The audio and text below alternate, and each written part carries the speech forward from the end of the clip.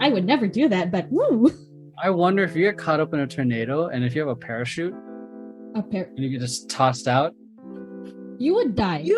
Beep, beep. What's going on, everyone? Welcome back to another episode of the Awkward Tea Party. Today we have Lauren and we have Max. I'm a guest on my own show. And yeah, today we're going to be talking about existential stuff. It's been kind of crazy. We're going right into it. Oh my god, existential crisis. I'm a guest on my own show. Yeah, so yesterday for me was kind of rough, but I don't even know where to start with this. In terms of, I'd say last week was kind of right. It was last week already. Yeah, that was last week. Yeah, that was last week. It's kind of it's been an interesting couple weeks that's been happening, and I feel that a lot of us are going through some, us as individuals are facing some sort of individual challenges, personally, career-wise, and I don't know. Yeah, you guys want to take the wheel before? Yes, you want to start off with yours? My existential tantrum. Yeah, that was it was technically a couple of weeks ago, and I just felt in my gut it wasn't right for me. It wasn't right. I didn't want to go to work, and I know all of us feel that literally all the time. And just something about me just told me, I was like, just don't fight it. Just accept the fact that you don't want to do it and just let it flow through you. And I was like, all right, universe. And I mean, the universe had been telling me that for a really long time now, I feel. And now it's more so like, all right, you know this isn't right for you. What are you going to do next so that you have like a game plan to move forward? So the days and the week after that, I was that's how the forward motion, that's where it went. Essentially, I had I had this existential tantrum, and now it's like, where do I go from here?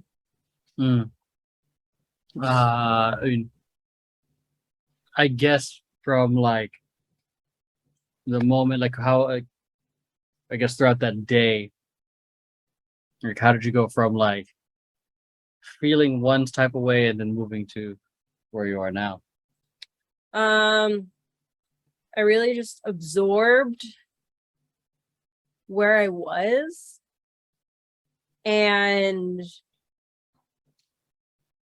like I thought about like honestly, I thought this was going to come regardless, because it wasn't so much of it just hit me all at once. It was more so a buildup of having this kind of feeling, this inkling feeling over time. Yeah. Like over a really long time. And so honestly, if it didn't happen now, it probably would have happened within a month or two, or I don't know. And now, like I said, I'm planning my way forward, and we're just gonna see where it takes me. I remember one of the things you were saying, I think, was, I'd never do this. Right? Like you've never done, like, where you just play hooky from work. Yeah. There's always a reason.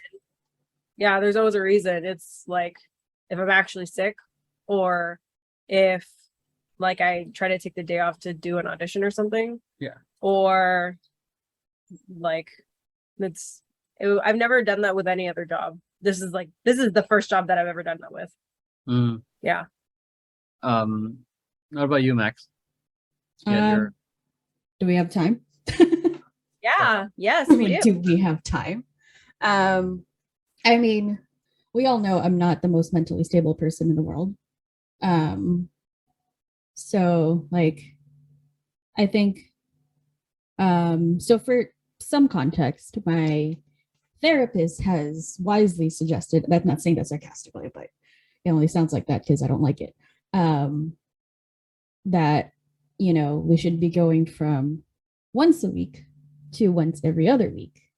And that kind of sent me into a panic because I acknowledge that I've been using my therapy sessions and therapist basically as a crutch and a way out of having either of you deal with me when I'm going through some shit.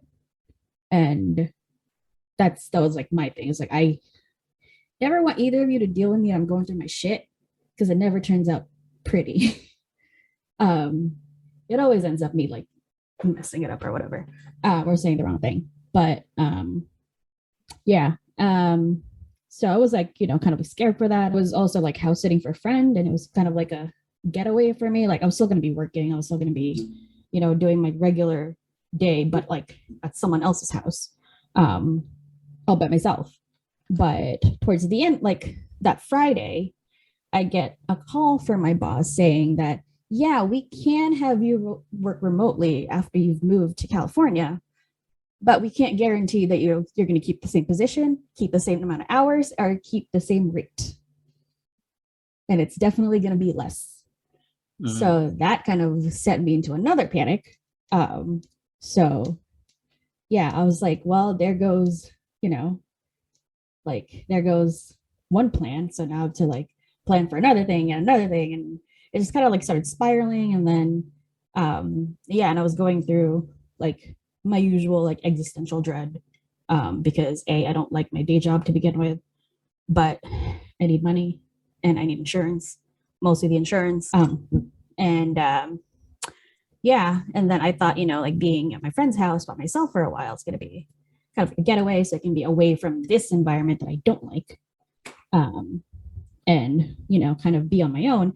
It was great for a little bit until the loneliness coupled with the sheer size of the house and having only a fucking Roomba as the other object that moves around the house. Like it's just like amplified it. So it just like it wasn't pretty. The bed was comfy, the couch was comfy, the food was great. Like I made some bomb food. I ordered some bomb food there, but like other than that, like just mentally, I was just like not happy. And and it kind of sucked because my expectation was I was just gonna have this really great time, like just being by myself, having my own space for a while, kind of knowing what it's like to be in a home and like be in a safe environment. But yeah, and then come back from that, and then like work was kind of the usual stress, just kind of like piling onto it. And then like this week was my first week of not having therapy, so like I was like really nervous about it, and I kind of got through it for a little bit. Couple panic attacks here and there sprinkled throughout the week, a couple really bad ones yesterday. Still going through it today, but I was like okay enough to like play a video game. But yeah, I think I'm just mentally and emotionally exhausted, and I need to talk to my therapist. Like I really do. My Prozac ran out last week, so I was also having like a hard time. So yeah, yay. Yeah. I condensed it because I have to edit this. I mean, how are you in regards to I mean, it's your first week, right? So how does it feel to try to be on your own? Have you leaned on any of the stuff that you've learned? I have. Like, if I didn't, I would be a lot worse right now. What were some practices that you put into play that helped you? Because at some point, like earlier during the week, like I have like some like mild panic attacks that are like kind of manageable. I'm like able to do some like exercises that like revolve around like coming back to center, basically, like mentally. Just like either reading or writing down new reminders of like what's going on right now. That's not like what's going on in my brain right now isn't really the case, and all that. Like it's mostly that. Yesterday and then like probably the day before, it was a lot harder to manage, and Um, I think the downward spiral was a lot stronger than me remembering to do anything. So that's kind of like, which in turn makes me disappointed in myself. And it's another cycle that I have to go through. But yeah, and I really think I just need to reset my brain by like actually like sleeping. I think kind of last night I capped it off by like playing some video game that didn't take a lot of brain to play. So I was just like, I just wanted to like mentally check out, and like actually give my brain a rest, which kind of worked a little, until I woke up this morning. But yeah, and there's also some like, some things my subconscious is also like, you think you're safe sleeping? No, you're not. What is your subconscious telling you? My subconscious.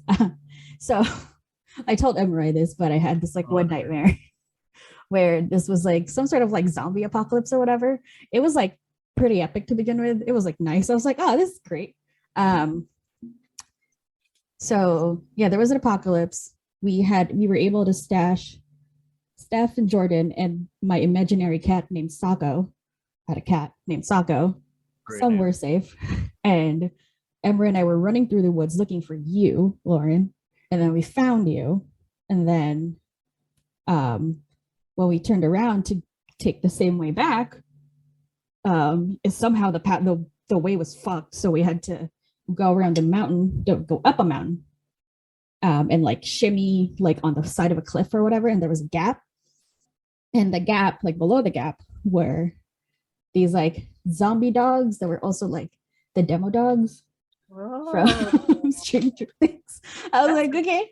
Awesome. So I let you guys go ahead to like go over it, like to like not go over, but like shimmy like over it.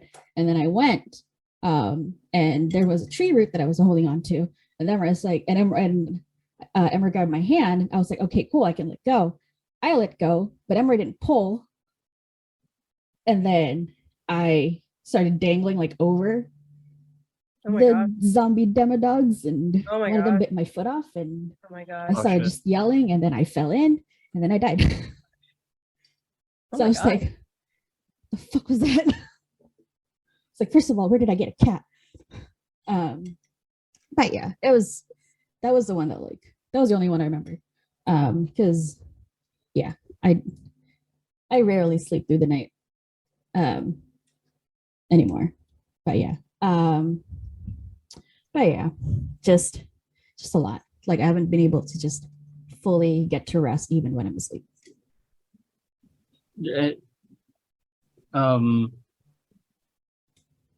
When you were able to get fully like rest, what was normally what do you think was the influence of the environment? Yeah, possibly. I mean, I got some pretty good sleep when I was house sitting. Just because I did feel a lot safer in that space. Like I could literally just like wake up and do my thing without having to like deal with any like judgment or just dealing with people I don't want to see first thing in the morning. And yeah, I mean, there was no one to see first thing in the morning, but like just being able to do like a lot of things that I like to do, without having to like make sure no one's around, or because literally I was smoking a bowl in the middle of the living room, and my friend's like, yeah, just do that. I'm like, love this place. I mean, I stress cleaned his kitchen, but I was just like, wow, I have a whole kitchen to myself. Like I was like, what the fuck? And then I was like, I turned on the Roomba, and I was like, okay, you clean and I'll clean upstairs. I didn't clean upstairs. I ended up playing Beat Saber. And that's the thing. I ended up playing Beat Saber. And then I told him, I'm like, I cleaned the downstairs, but I didn't clean the upstairs. Sorry. He was like, I didn't expect you to clean anything. I was like, downstairs is clean. Woo.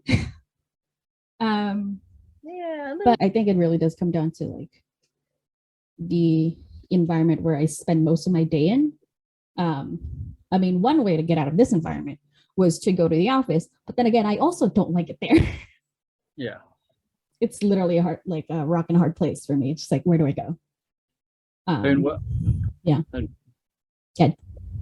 I mean, I think we still talked about it a little bit over text, but that the dream definitely sounds like an interpretation of what may happen in it was maybe a fear of what may happen in your waking life.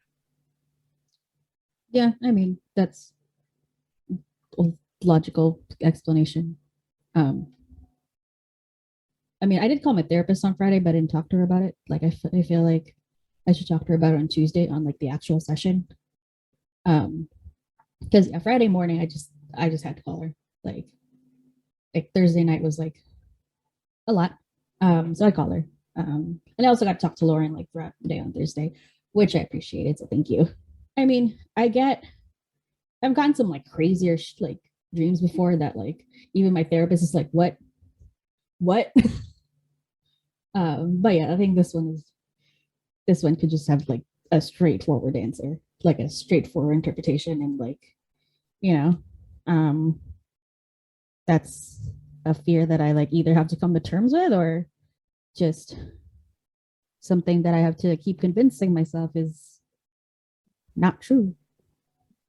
Because like you can tell me you can reassure me all you want and all you need to, but at the end of the day, like I know I'm very aware that like comes down to me believing it for myself. Yeah. And like with it comes down to like, you know, kind of battling with my insecure and like anxiety brain, like going like, no, it's going to happen. Like, yeah. Yes, there's going to be zombie demodogs that are going to eat me. But yeah, like I know there's like I'm like saying this and like knowing that I know the quote unquote fix to it or whatever, but like it's a lot easier for me to say that than to actually do it when the time comes. Because I can have all this knowledge, I can have all these things that like my therapist has given me. I can fill out like 10 million journals if I have to, but it comes down to whether like in each situation I can actually do it. Because some days I can, some days I'm just like, nope, I give up on life. I'm gonna lay down and do nothing. Mm-hmm. But yeah, so I think the last 2 weeks was kind of like more on the side of I'm gonna give up and do nothing kind of thing.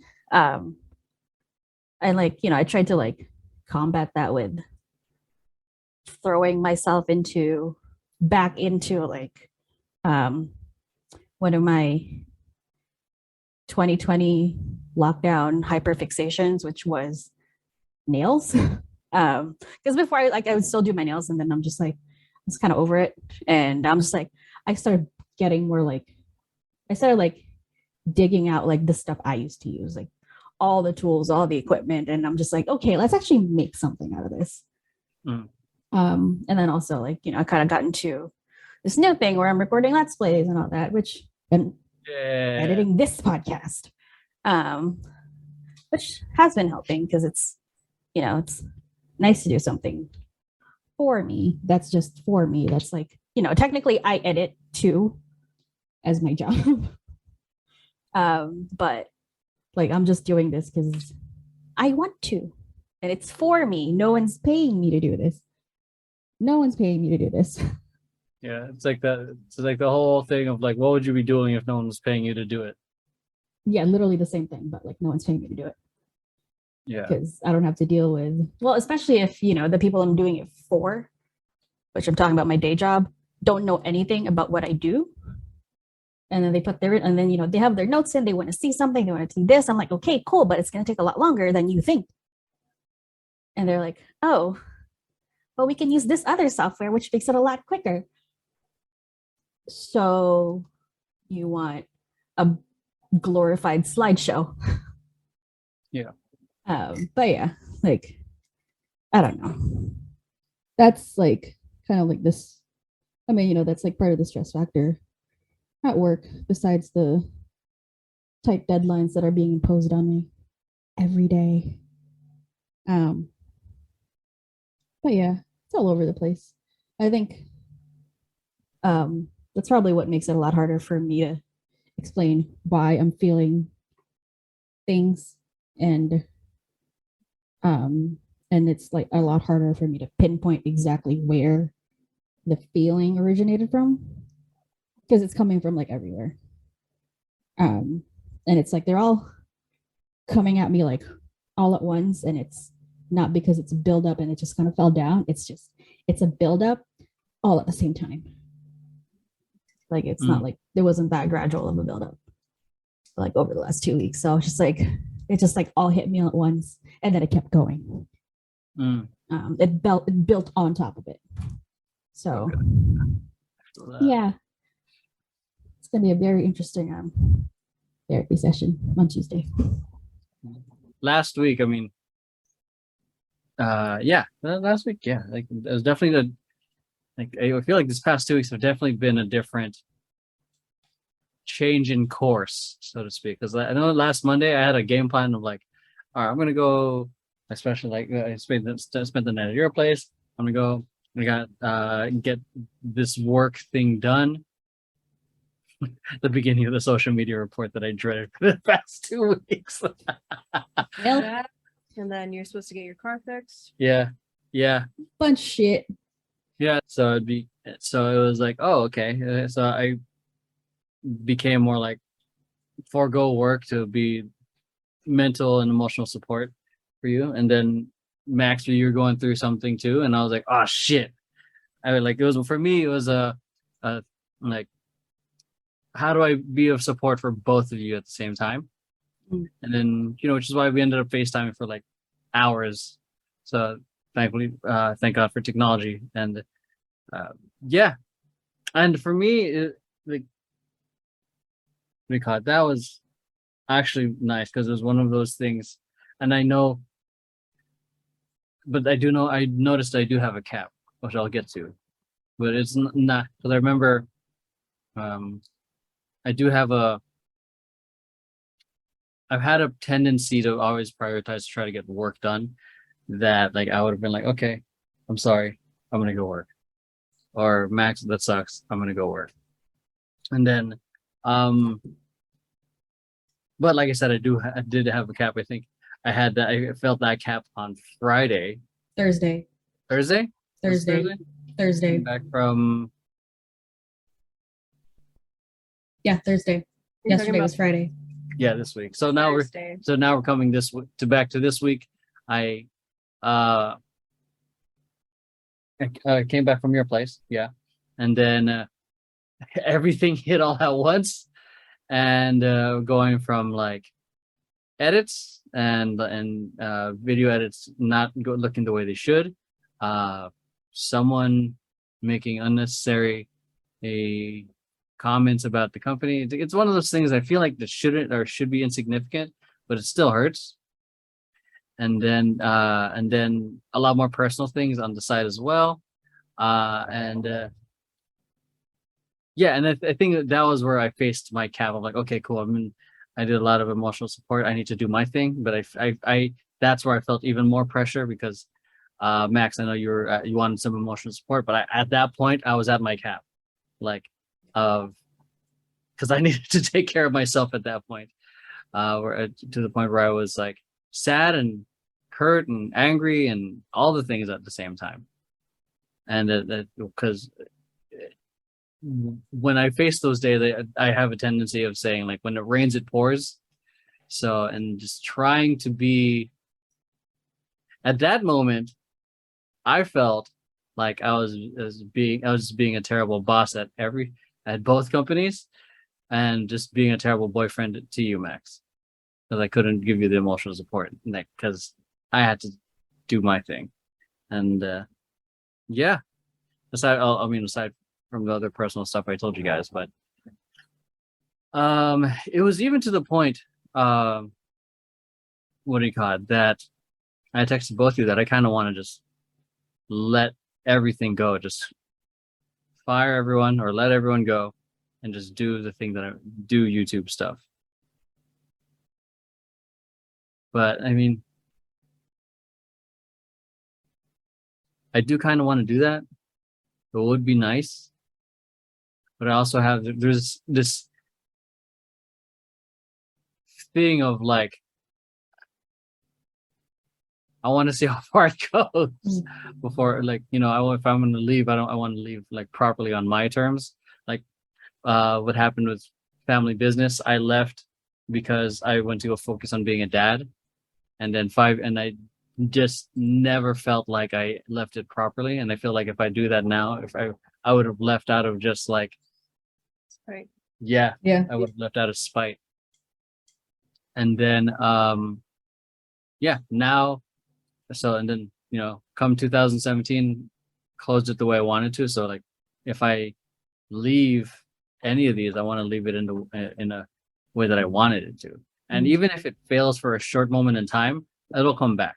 Like for Fanbiz, I remember everyone left 2008, and even my co-director Mark, he left, and I was sad for maybe 3 to 6 months.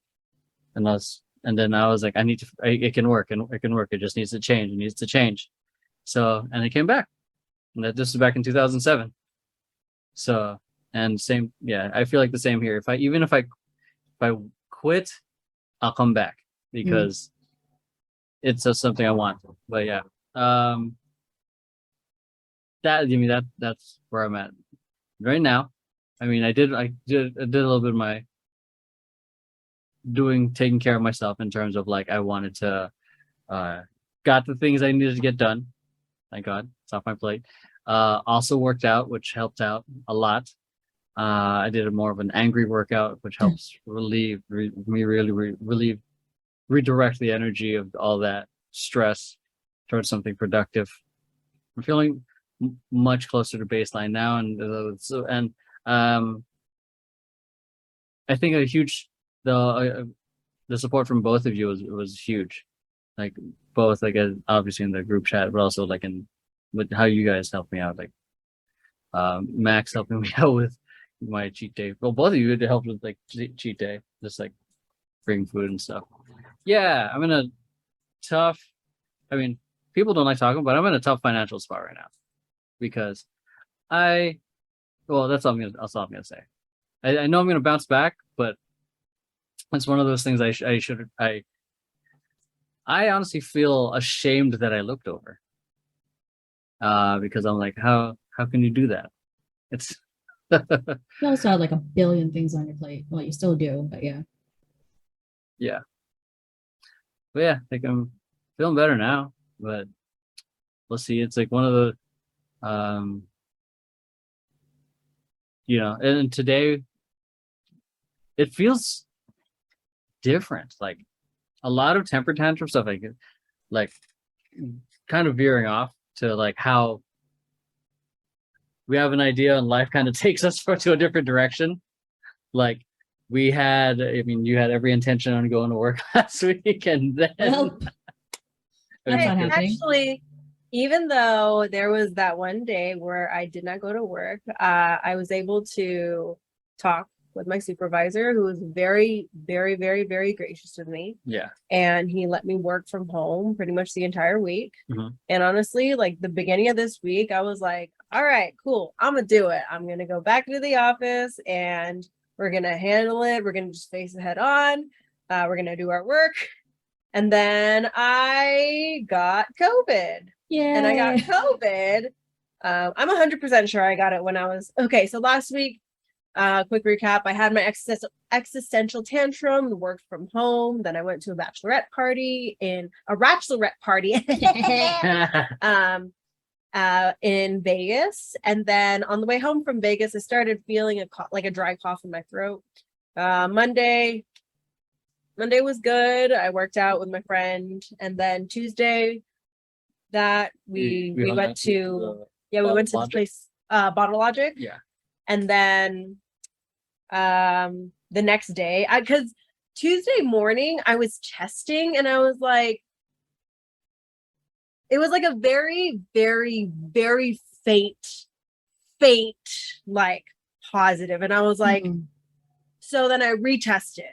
So I retested twice. Like I used a different type of test because I texted my supervisor and I was like, hey, I know this is my first test and it was very, I showed you the picture. It was very, very faint. And then I did another test. It showed up negative. I was like, okay, why don't I get another test? So I went to CVS, bought another test kit that came out negative. And I was like, all right, cool.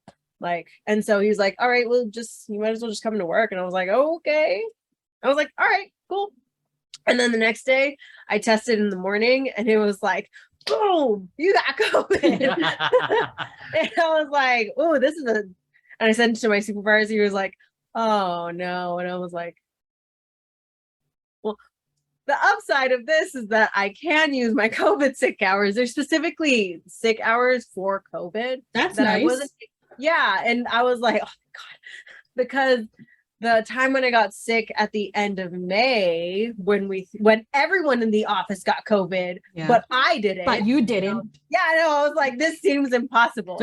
Every time, there were days that Emery would spend, because I was over there when that was happening. So Emery was texting me because he would spend the night at your place to come back to me, and he's like, get tested. I was like, I got nothing. I not nothing, but I got negative. And then I'm like, what about you guys? He's like, no, we'll test when we get there because the tests are literally over there on that shelf. Yeah.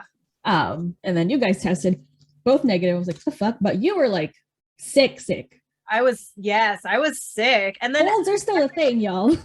Everyone else in the office was positive. And then I was like, all right, well, so I had to use my PTO for when I was sick that time because I didn't have any sick hours at the time. Yeah. And then this time I was like, well, God damn. And then we did a PCR and my PCR came out positive. So, and yours is still negative. I told him that it's still negative because he was texting me. He was like, well, Lauren tested positive. I tested negative. I was like, but we're taking PCRs. I'm like, listen, if your PCR still comes out negative, I am taking your immune system and bottling it and selling it. Yeah. Yeah.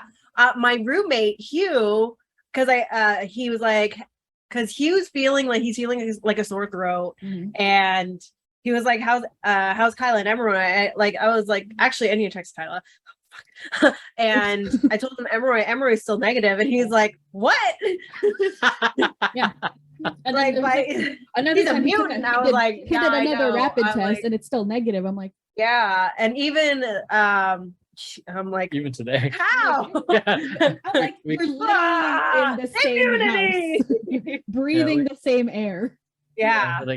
We called Brandon earlier because we're supposed to go to rehearsal today. Every intention to, because I was we came up with several game plans on how to make it work. Yeah. And then the first thing we said to Brandon was Brandon, I'm still negative, even though I've been stuck in face with Lauren. I'm still pretty negative. And then yeah, and I'm like, even after doing that, you're still negative. What the fuck? Yeah, so and we've been playing stupid games where I'm like, give me your COVID. At the brewery, we were drinking from each other's cups. Yeah. And the fact that you're showing symptoms, I feel so bad because Kyla's she's literally I'm just waiting to get sick. That's what she told me. She's like, I'm just waiting to get sick. I'm like, oh, fuck. And then you're just like, mwah. Yeah. Is that your beer? Mine now. Is that your air? Mine now.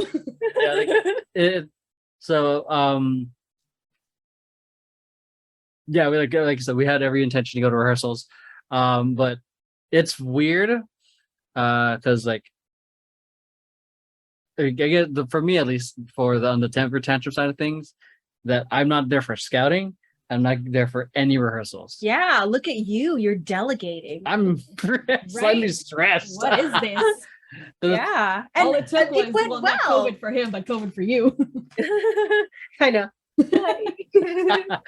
Well, I think it's cool because Brandon and Joey went to do the scouting, and it's being able to shoot it and do it using the polycam and having the 3D setup and being able having them do all the test shots, and I don't know, I feel pretty confident.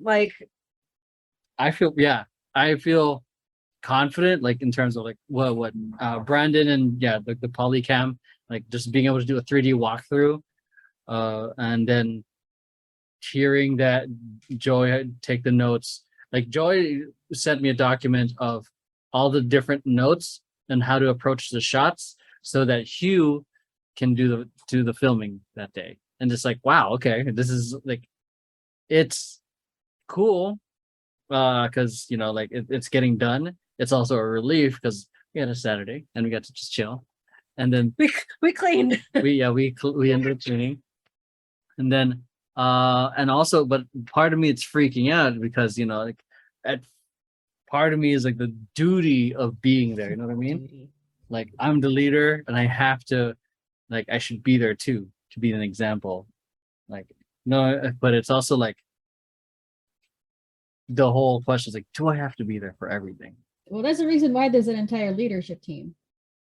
So you don't have to be the only leader there. Mm-hmm. Yeah, yeah. I think part of me that worries about it is, I think with how Fanbiz, what Fanbiz kind of became after I left.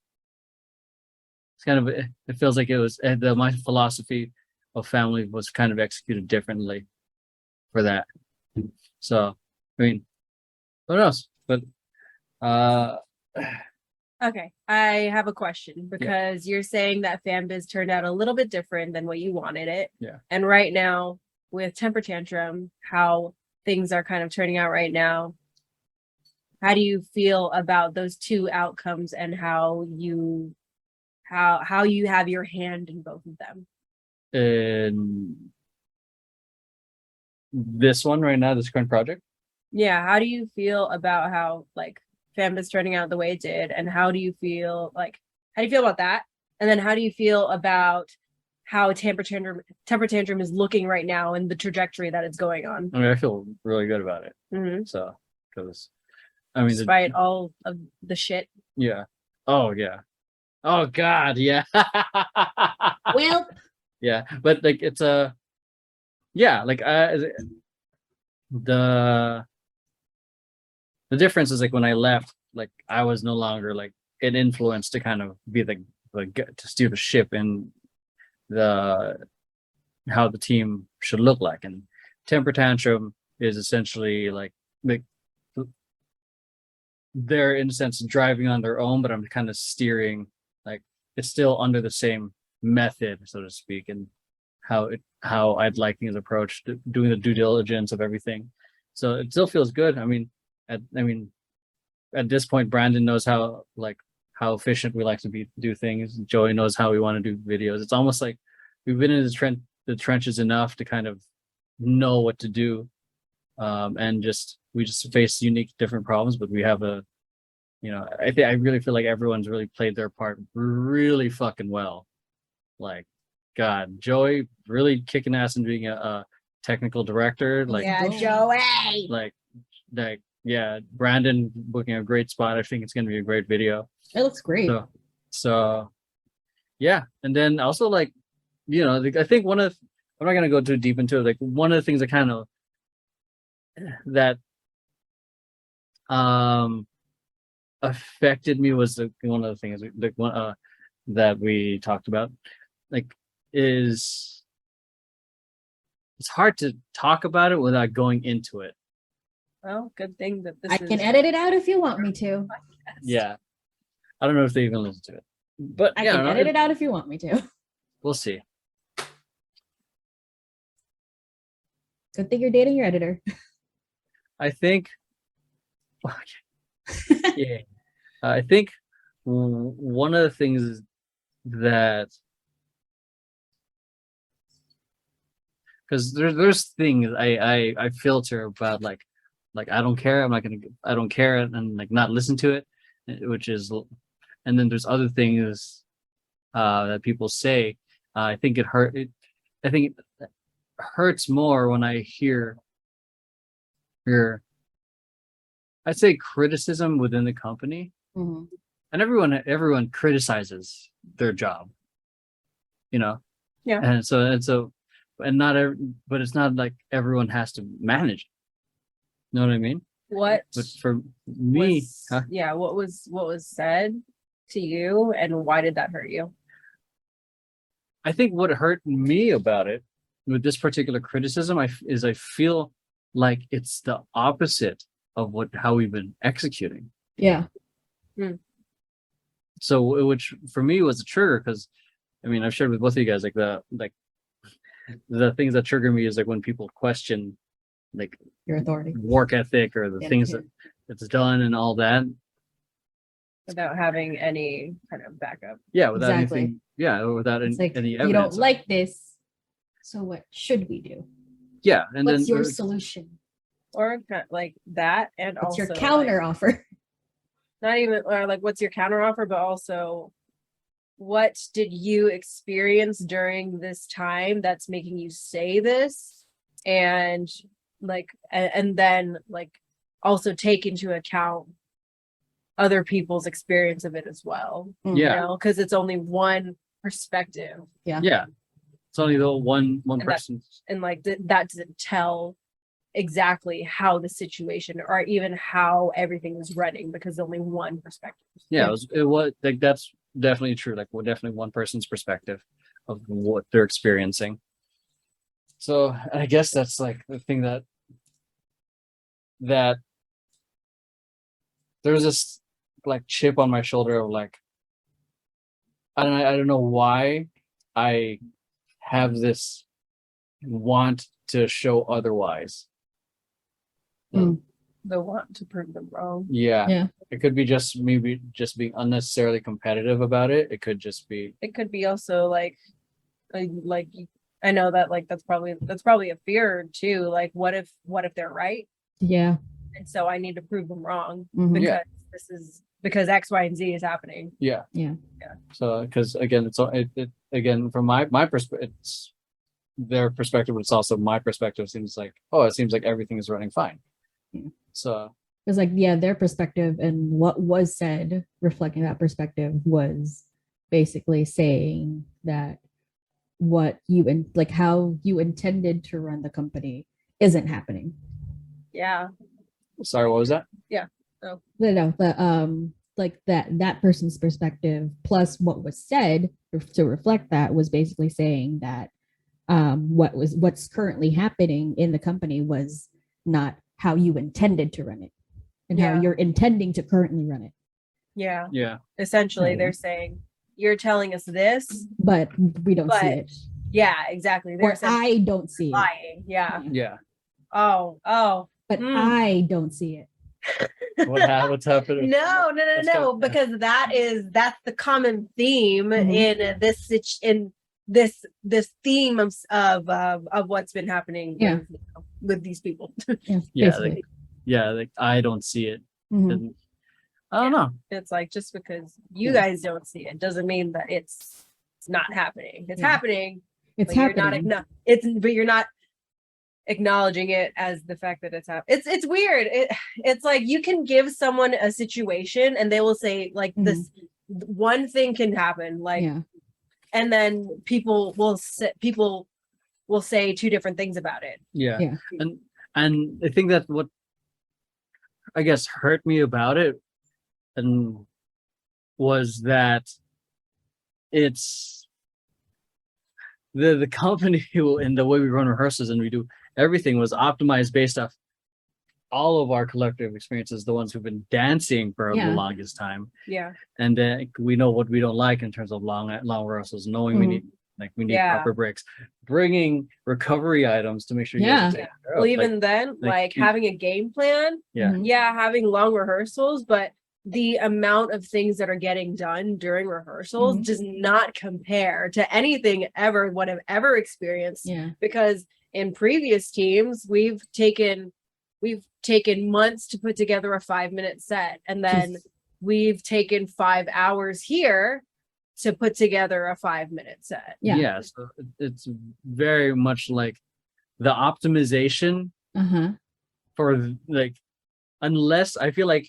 unless they've gone through the ringer we have, they won't appreciate it. Exactly. Because like we've optimized it and they still find something to cry about. Because like, okay, just take or leave my perspective because I'm not in temper tantrum. I just kind of know how it works just because of the nature of my relationship with you, EMEROY, and now too with Lauren, but like, you know, I kind of have some insider information. Also, I help run social media, so I kind of have to know what's going on. But like, and also like even with, yeah, like just, you know, like stuff with like rehearsals, and like you mentioned, like, you know, like you guys were bringing like the recovery stuff at rehearsals. I have never had like, you know, like I hadn't performed since like high school, basically. But like I have never had any rehearsal where anyone that's like in charge has brought anything to take care of us besides food. It was always just like, here, eat so you don't die. I mean, also we were young, so we didn't really need recovery things, whatever. We thought we were indestructible. Snacks to rehearsals and water, and then but even a lot of teams, like it's like, hey, we're all meeting here. Bring your own water, bring your own shit. You hungry? McDonald's down the road. Yeah, that is how it is. It's changing, and I'm glad that it's changing. Yeah, and the people who have experienced it like are thinking better, like thinking like, more about what didn't we like from our experiences before. Exactly. How can we fix that here? So none of them have to go through that. Oh my god, it's like parenting. Yeah, like growing and moving forward and optimizing. Yeah. And I think Temper Tantrum has done a fantastic job at that. Oh yeah. I have never, like, you guys had that I think the day, Emma, that you picked me up from the day/night that you picked me up at the airport back in May, like you guys were like rehearsing for like 9 hours for 2 things. Like if you did rehearsal for the Yummy video, and then you did rehearsal for the Friends and Family Night. Yes. And I'm like, and then Emery was just sending me things. And I'm like, it's done? They rehearsed everything? Yeah, like, we got like, what the fuck? Projects done in a month. Yeah. Yeah. My one of my old directors, the other night we were talking, we had an online Zoom crafts night. It was really fun. Saw that on your Instagram. Yeah, that was cute. And because I left that for a little bit to do a meeting with board for Temper Tantrum, and then I came back, and then I was just telling them like, oh yeah, we had a meeting for this upcoming video that we're shooting that Brandon had an idea for, and we just did a walkthrough. We essentially looked at the place virtually and how like essentially X, Y, and Z, and so we're just planning for it. And my old director was like, props to Temper Tantrum, because you guys have been like turning out videos and projects like this, and so the turnaround time is so fast. Like, and it's really awesome to see you guys like doing all of that and like having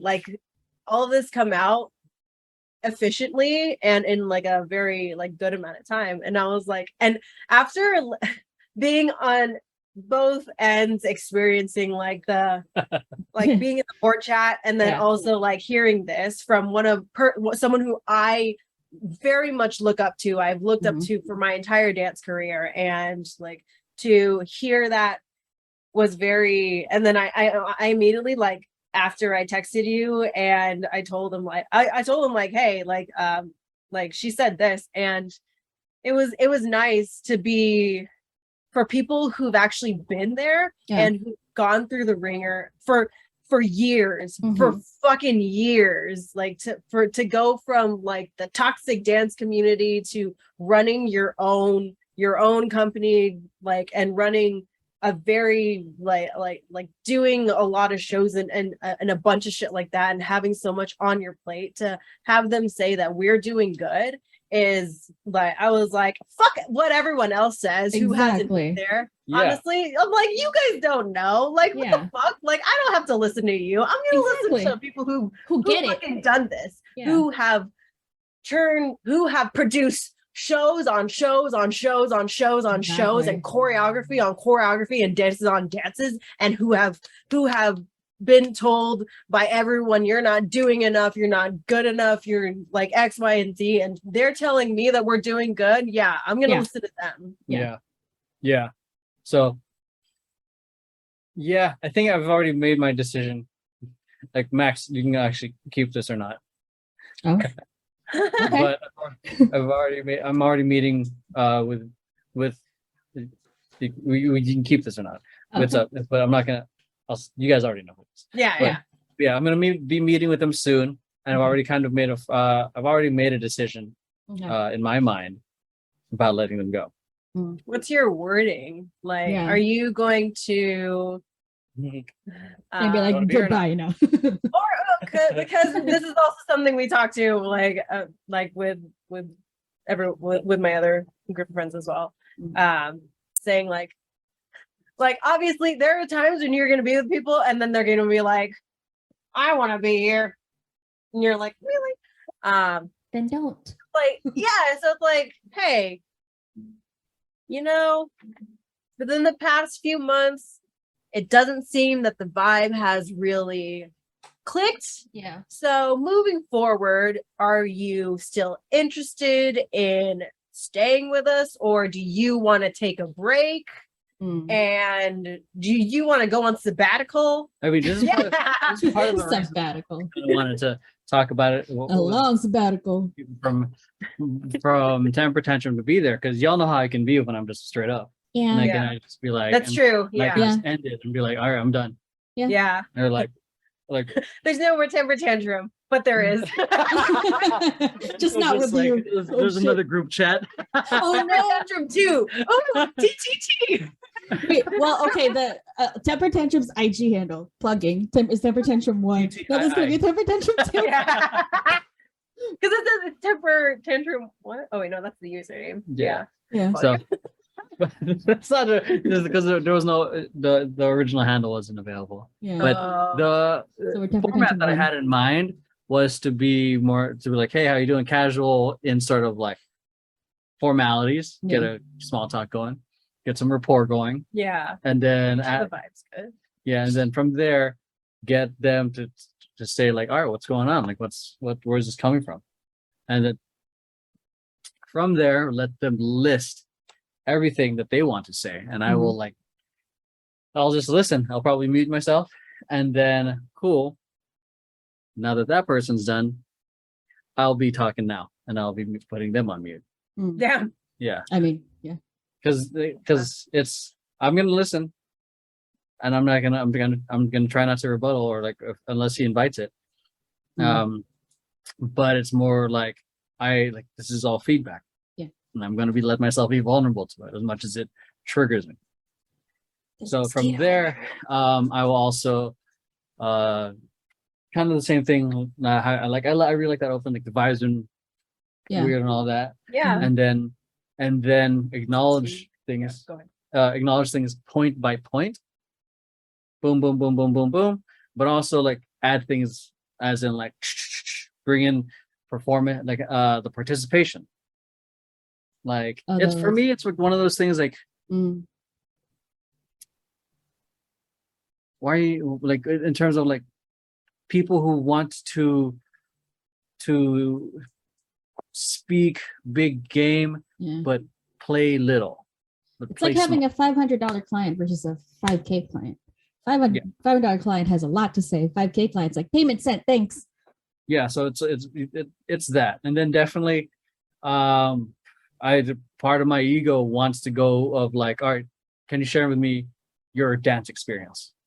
And I will share mine, and then I will share everyone else's, because it's one thing to have an opinion, but it's another thing to have to everyone can have an opinion. I can have an opinion on how LeBron James fucking plays the game, but I don't play it.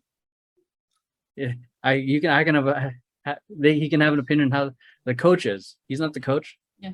And they can have an opinion about me, but they don't have my experience. So honestly, it's one of my it's feedback for them, and also to give them perspective. Yeah, you have an opinion. Where's your opinion stemming from?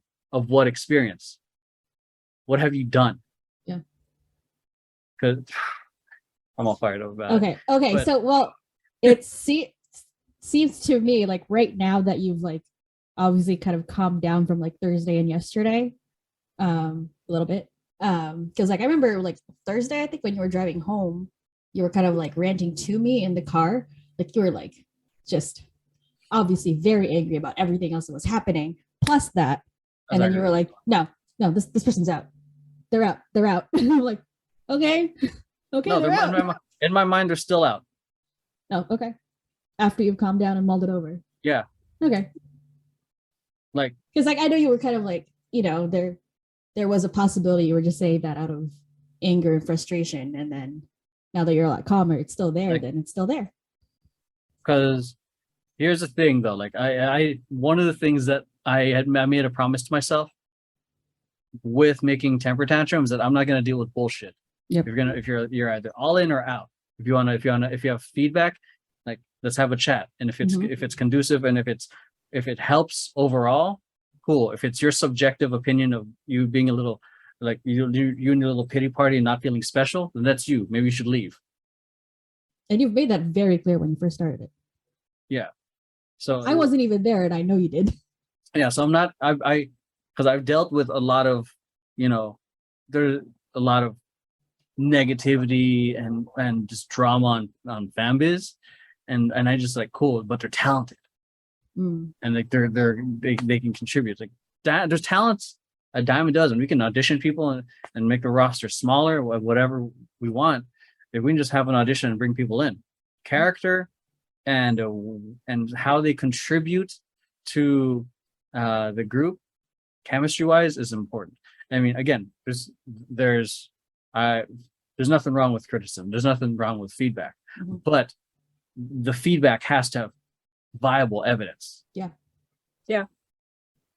So, and then, like, yeah, I totally agree.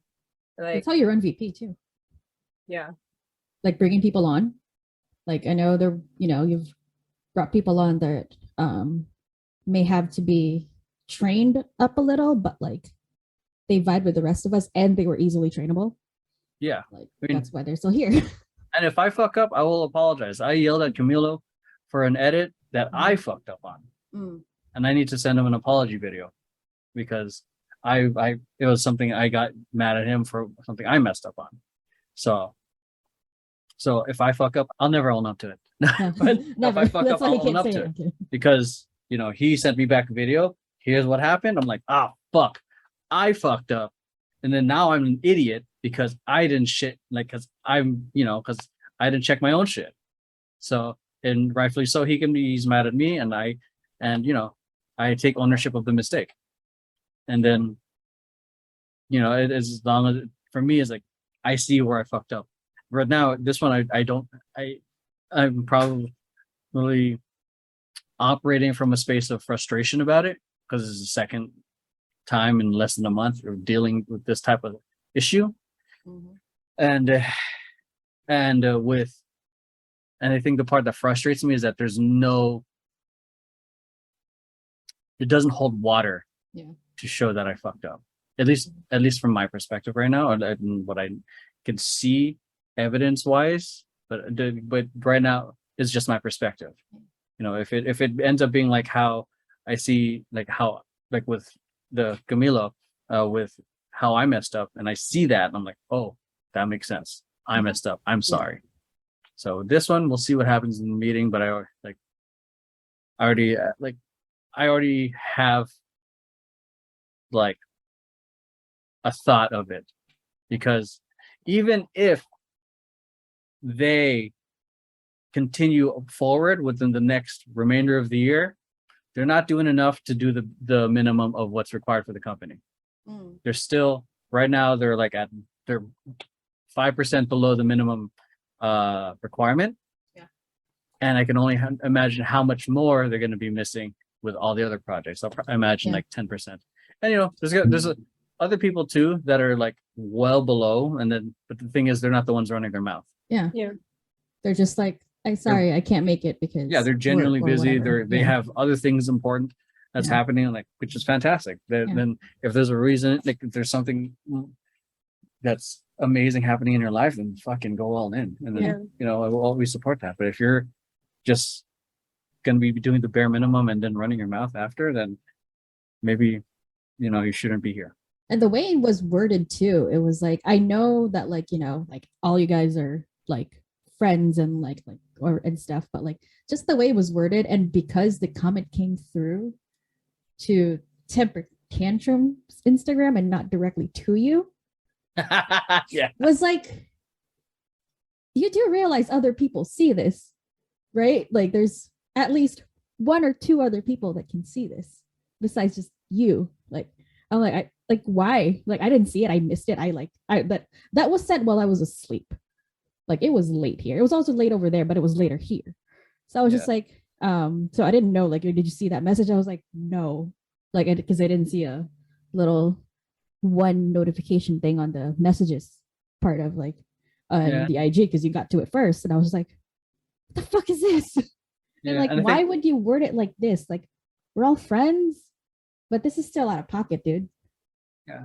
And I think part of it is too is like it felt insulting to the process we put together, because as much as it feels slow and it does take time, it does result in a better product, because we can like it questioned the process in the sense of like, why are we doing so much? I'm not gonna add any more to that, but I've seen videos, and I've been in music videos too, where it's just like, all right, here's the location, and you know, I guess they make it work.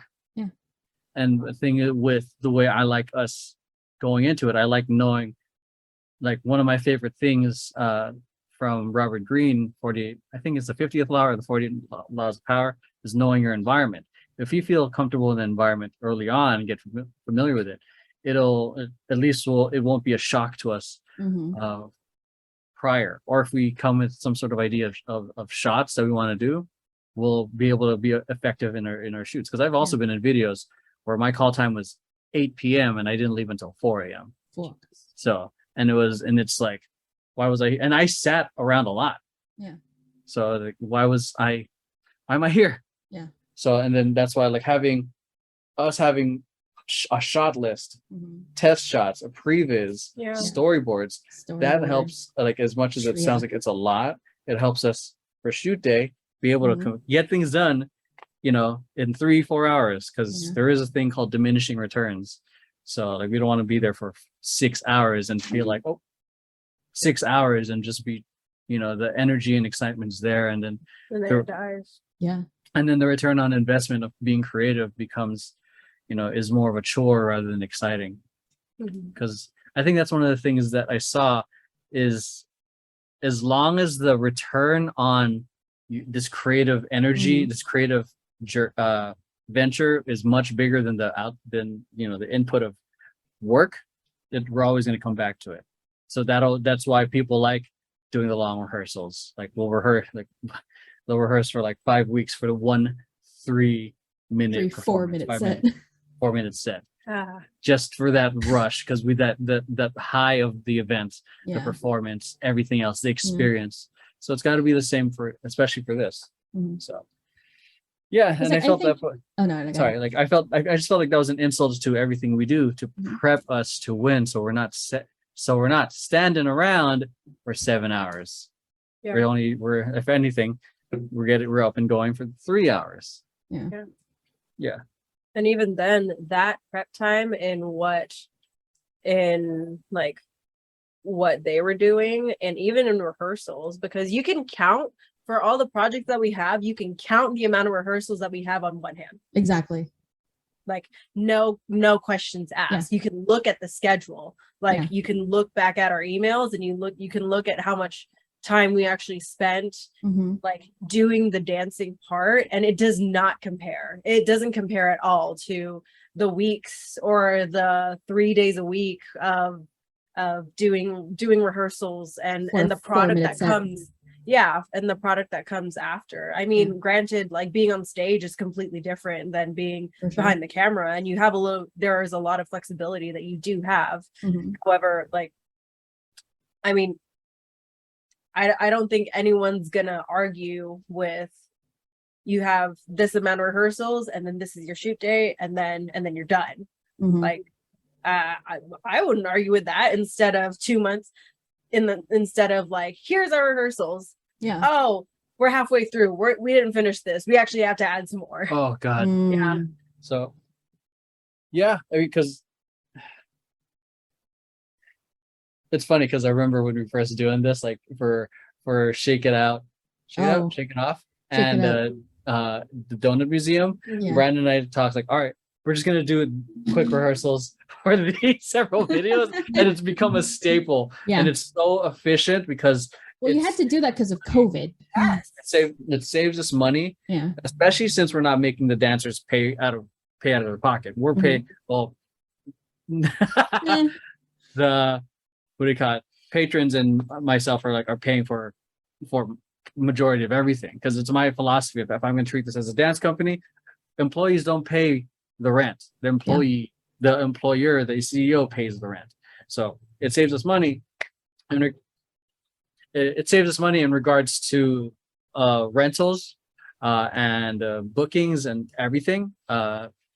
If we were going to do this more like let's rehearse every week, that's where I may consider having everyone pay. But again, it goes very much against my belief of like if this is going to be a professional company, like we're not paying for rehearsals. Like when I was on Culture Shock, I don't recall doing rehearsal fees because they're a nonprofit. They got grants. When I was part of Antics, which is another hip hop theater company, also I never nonprofit. paid for rehearsal fees. I got paid to be at rehearsal. Yeah. I got like $15 an hour when minimum wage was like minimum wage. Wait, you said minimum? Minimum wage. Small people. Oh my God. Minimum wage. Oh my God. Can we make that a t-shirt? Yeah. It's like the ooh woo face, but like so yeah, back to like the minimum wage was like 11 something or 12 something. So it's like they're paying us ahead of the curve in terms of minimum wage, along with stipends for when we're touring, along with performing for performing in general. Reimbursement for winter wear. Yeah, so I was like, it's yeah. So what was I saying again? We went on a tangent. Yeah, it was very the temper tangent. Yeah, a temper tangent. Temper tangent. I love the name because there's so many ways we can do the branding. Exactly. So, yeah, I think I have these thoughts of having us train weekly because I feel like that's what makes us more succinct or in terms of the dancing. But also, for me, I remember unless there was like an intention of the rehearsal that day, I was like, oh, we're doing breaking training. Hell yeah. Oh, we're doing whacking training. Hell yeah. Like there's training. But if we're not, but there's other rehearsals where I was like, we're rehearsing, but there's no show coming up. Why are we here? Yeah. So there's that. And then part of like the reason aside from saving money, like the way it's formatted temper tantrum, like in terms of project based, in theory, it keeps the novelty of the group. Yeah. Because I think in projects are a great example. Like, oh, we're gonna perform for this one project, and then like when Temper Tantrum was a project, it was all fun because it's there's an end to it. Yeah. And then with teams, it's fun, but it kind of feels like it's ongoing until there's the end of the season. Yeah. With this, like we do kind of like have the 1-year contracts with everyone. But it keeps the novelty of like sometimes you won't see one person or the whole team for a while because you're either busy with your life or you're choosing separate certain projects that are just spread out every other month. So yeah, because when I rehearsed with you guys, and also like when I was on set with you guys for the Yummy video, and also when we were doing the podcast and reaction videos, it was like everybody was so happy to see each other, like all the fucking time. It's just like you, because like I've been on, like not like a dance team, but I'm also a dance team, but it was for school. So like kind of the same way, like my dance team friends and like my cheer friends, like I'll see them for like this prolonged amount of time, and sometimes I'm just like, oh, it's you again. It's like the thrill of just seeing these people, like sometimes kind of wears off through time. I don't know, but like I just noticed like everyone was just like so happy to see each other, and I'm like, I like this. This is nice. People love each other here. Yeah. I think because I've been on both like a little temper tantrum and I've been on like collegiate dance teams where we do have weekly rehearsals.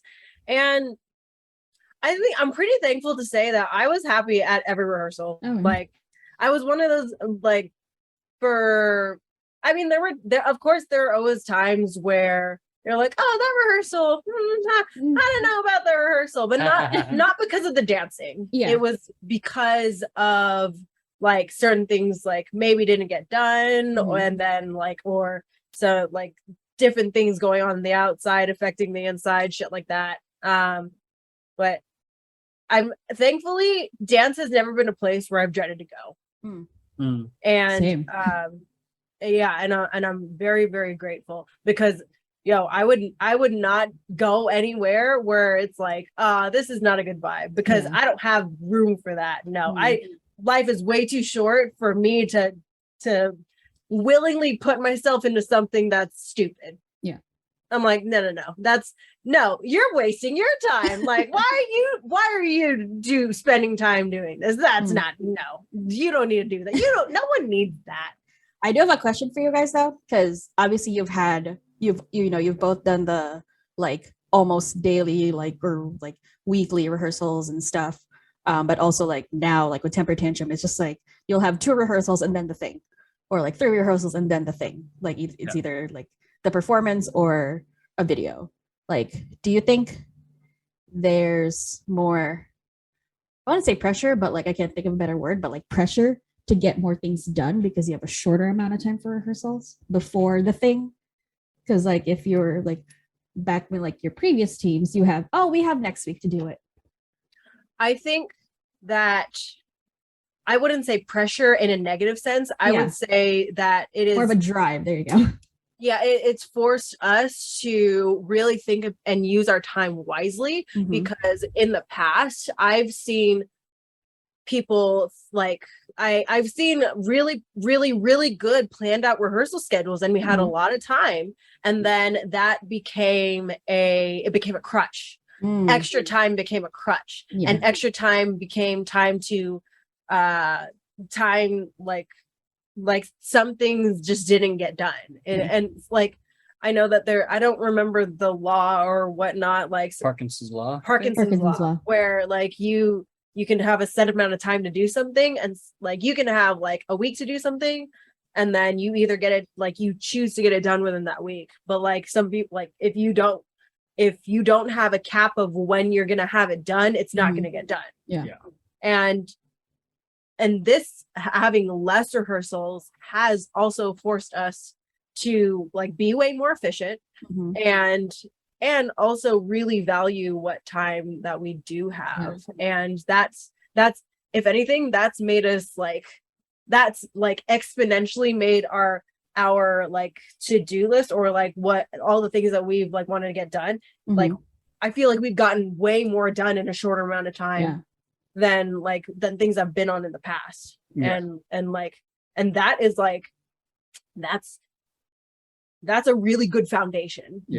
So and like the absence of like the extra time kind of, I mean, because it's for everyone, not just like leadership, like the absence of like extra time is like forcing anyone involved in like a certain project to actually like just come together and actually work. Because like I remember when I was performing and there were times where we had the extra time. I remember just fucking around. Like I like for like the last 3 hours of one rehearsal, I was fucking around because we had extra time. Oh, I can work on that tomorrow. Like I'll work on my solo tomorrow. It's fine.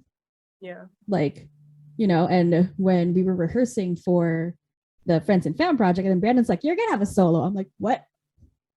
It's in 3 weeks, Brandon. So I was just like, okay. Yeah, it definitely does.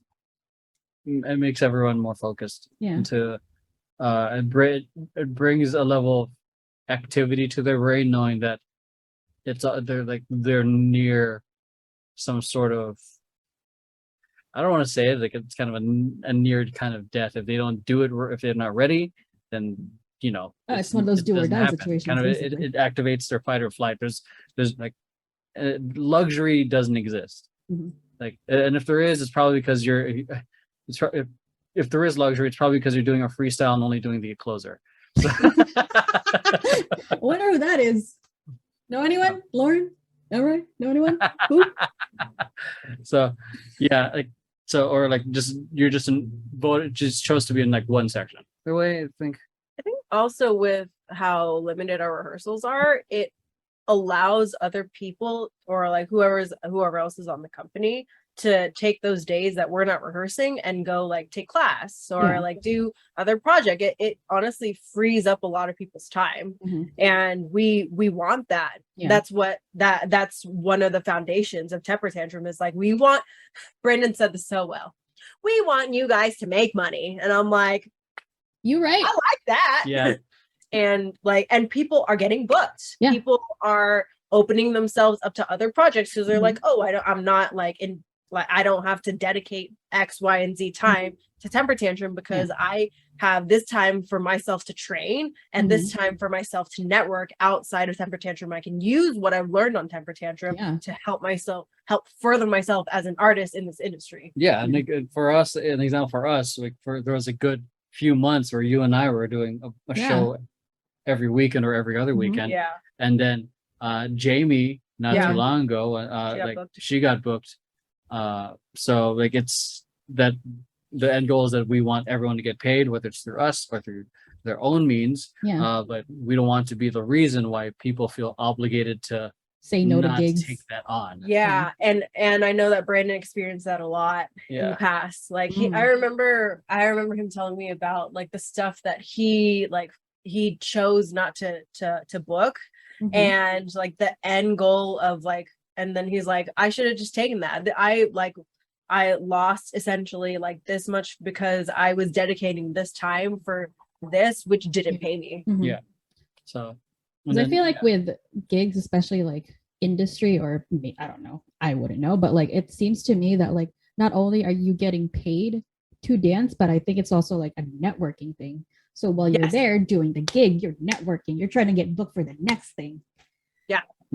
And then I'd say so. Yeah, we've done a handful of performances this year. Like I know one of them was the Trent Park one. Yeah. So that we had completely overlooked that during our Q3 review. I forgot. And then there's I mean, at the end of the day, we're like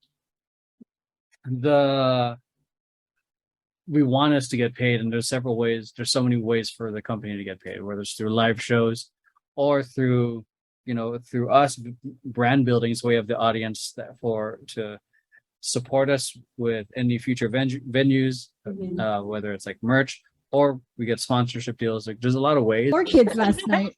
I was like 4 kids last night. I was like, do another air flare.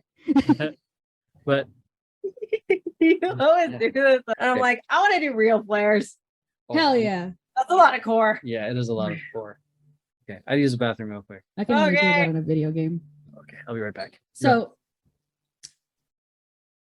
I mean, I know that that person obviously has had not that much of like, they were like polling at 5% below like the bare minimum that's required for members.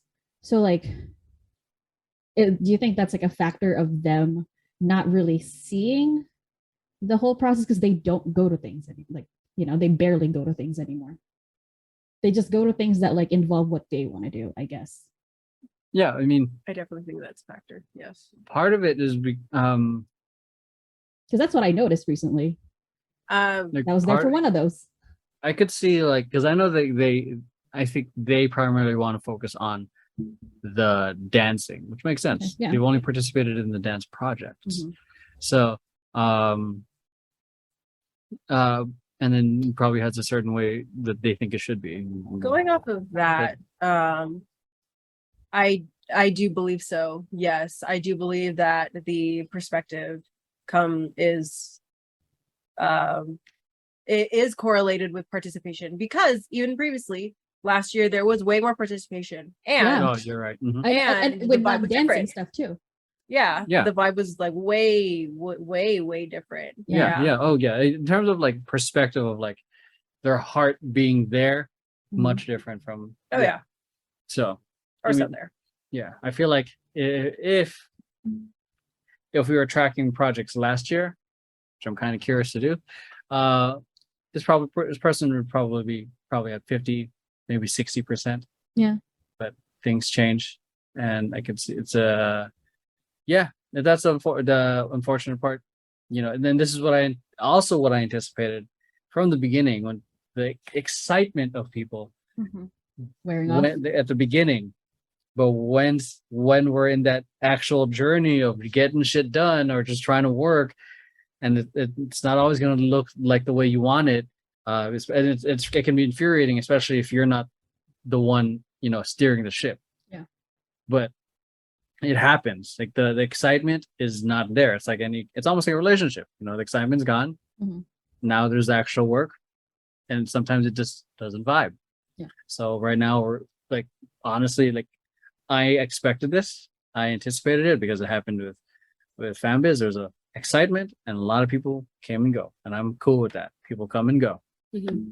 But I'm aware that eventually we're gonna get there. Like the whole idea of like, I don't know when it'll be. Who knows? We just keep putting ourselves out there. We keep creating. We keep doing all the things.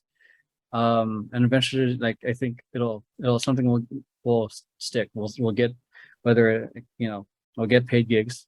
Either way, we'll get great content, and we'll continue building this body of work. And I feel like what this is now in terms of capability wise and the machine and everything, I think it's definitely up there in terms of what I wanted for FanBiz. But now it's like, I want us to do more shows, like, and I want us to get paid for those shows.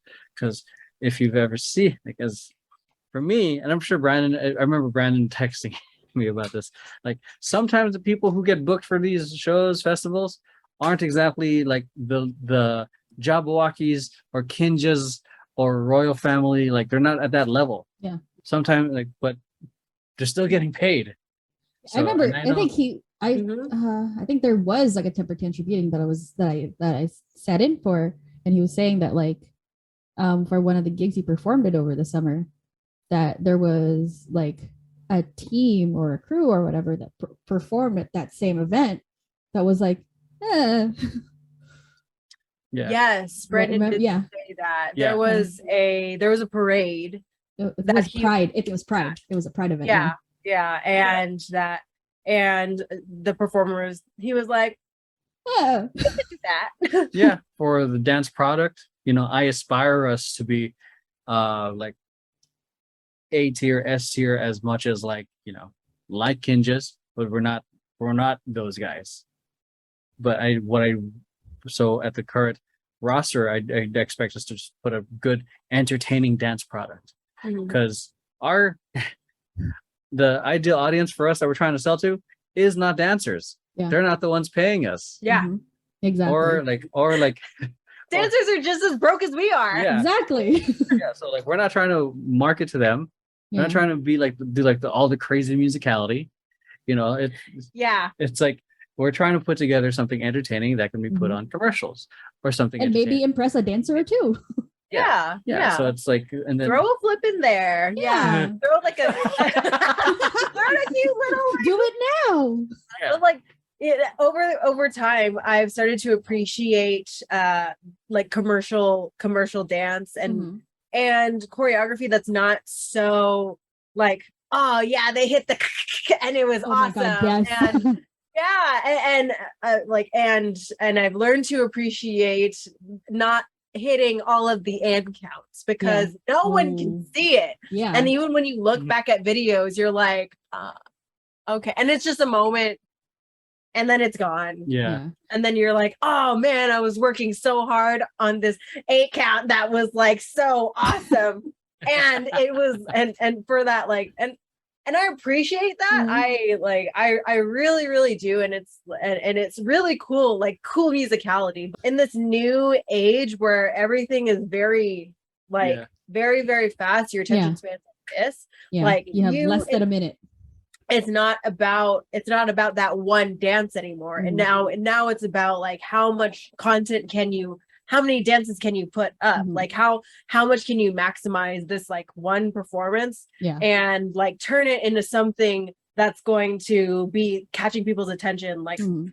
like that. Like how's your turnaround time? Which is why it's really cool that that our foundation for pushing out project is really good. Yeah. And like because now we're gonna have to compete with this. Yeah. Yes. And then Especially it's interesting too, because like my what was it? There was one night my friends and I were hanging out, and we were I made them watch Temper Tantrum performance at Mob for Curtain Call, and then like YouTube like autoplay just went into some of the other performances, and then it went into like competition like videos. Like YouTube just automatically went there, and Hell you yeah. know, and so I was like sitting there, and they were so confused as to why I was reacting more to the smallest moves, and like the big ones are like, whoa. And I'm like, that guy did a flip. I'm like, yeah, that's cool. But like, did you see that? Did They're you like, hear that? you know, that 1 and a 2 and a 3. They're like, what now? I'm like, those are numbers, right? Yeah, we've yeah, I mean like that's a perfect example right there of like the regular average Joe will not exactly like see the intricacies. So I mean we'll aim to do that like because if it speaks to the choreographer Yeah. and we'll add that, but if it's Mhm. but it's not, we're not trying to create the most difficult looking choreography. We're just trying to feel For like a commercial. For a commercial. Oh my God. like, also at the end of the day we're just trying to make it entertaining Yeah. dancing content. We just want and we want the And make dancers, it profitable. yeah, exactly. And Yeah. the dancers get to enjoy the process as well. So Yeah. So it's and then it's one of the going kind of I guess how this ties back and going to like the whole existential thing of like But yeah, that's right. We were existential. Oh, we were talking about that. Not anymore. I trying to have a forget clear about that. purpose. glorious purpose. Witness me. Wait. I love how he says that. Was it? I am filled with glorious purpose. I am filled with glorious. Wow. I am filled with glorious poo poo. So, I call my penis glorious purpose. I mean, did it make you question how you were actually running company? Or did you were just like, no, fuck you? Both. Yeah. Expand, please. I think it made me feel like, comments like that, especially like if like it, I think it happened. This is like 3 things that happened All at once. within the span of 2-3 weeks. Yeah, since the beginning of the month. I think the first one was in. Yeah. Anyways, part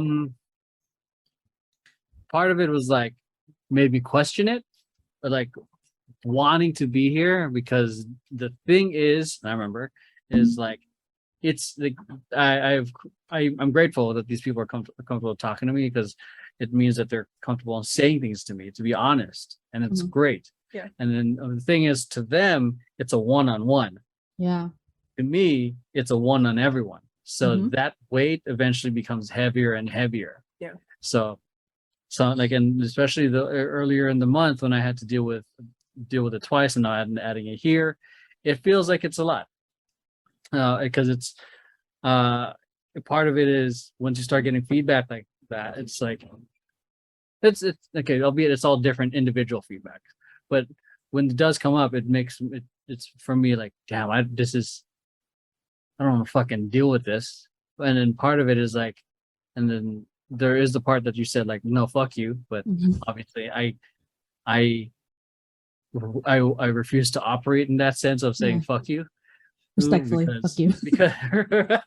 Because it's that's operating from anger, and it's not a productive conversation, and it's not coming from empathy, and it's like the higher road. The higher road is a son of a bitch, dude. Yes, it is exhausting because while you're putting all this effort to be working the higher road, they're just operating from their own egos, trying to to share their point of view and what they think is right, and versus, and albeit everyone has their own opinion, but it's like, then as I receive this feedback, sometimes which sometimes it lands, sometimes it doesn't, but it's what's being closely watched, especially in a position of leadership, is how I respond to it. I can't go. I at least like when it comes to those situations, I think I'm a lawful good. Yeah. Like I want to make sure that we do our due diligence of let's hear them out, let's have the conversation, let's be empathetic about it, give them an opportunity to speak their piece, and if it's not working out, then what do you call it? Then and at least you did your part. Yeah, then because we did everything in our power to do it the right way. Yeah. Because then instead of telling them off, and then escalating a situation, then it becomes a whole fucking thing on social media. Oh yeah. And then those are great. I want to handle those things, those conversations in-house. Yeah. And it's not issues are not like that, are not meant to be, as entertaining as it is to watch. It's not fun to you don't want it to happen to you. It's not fun to be a part of that.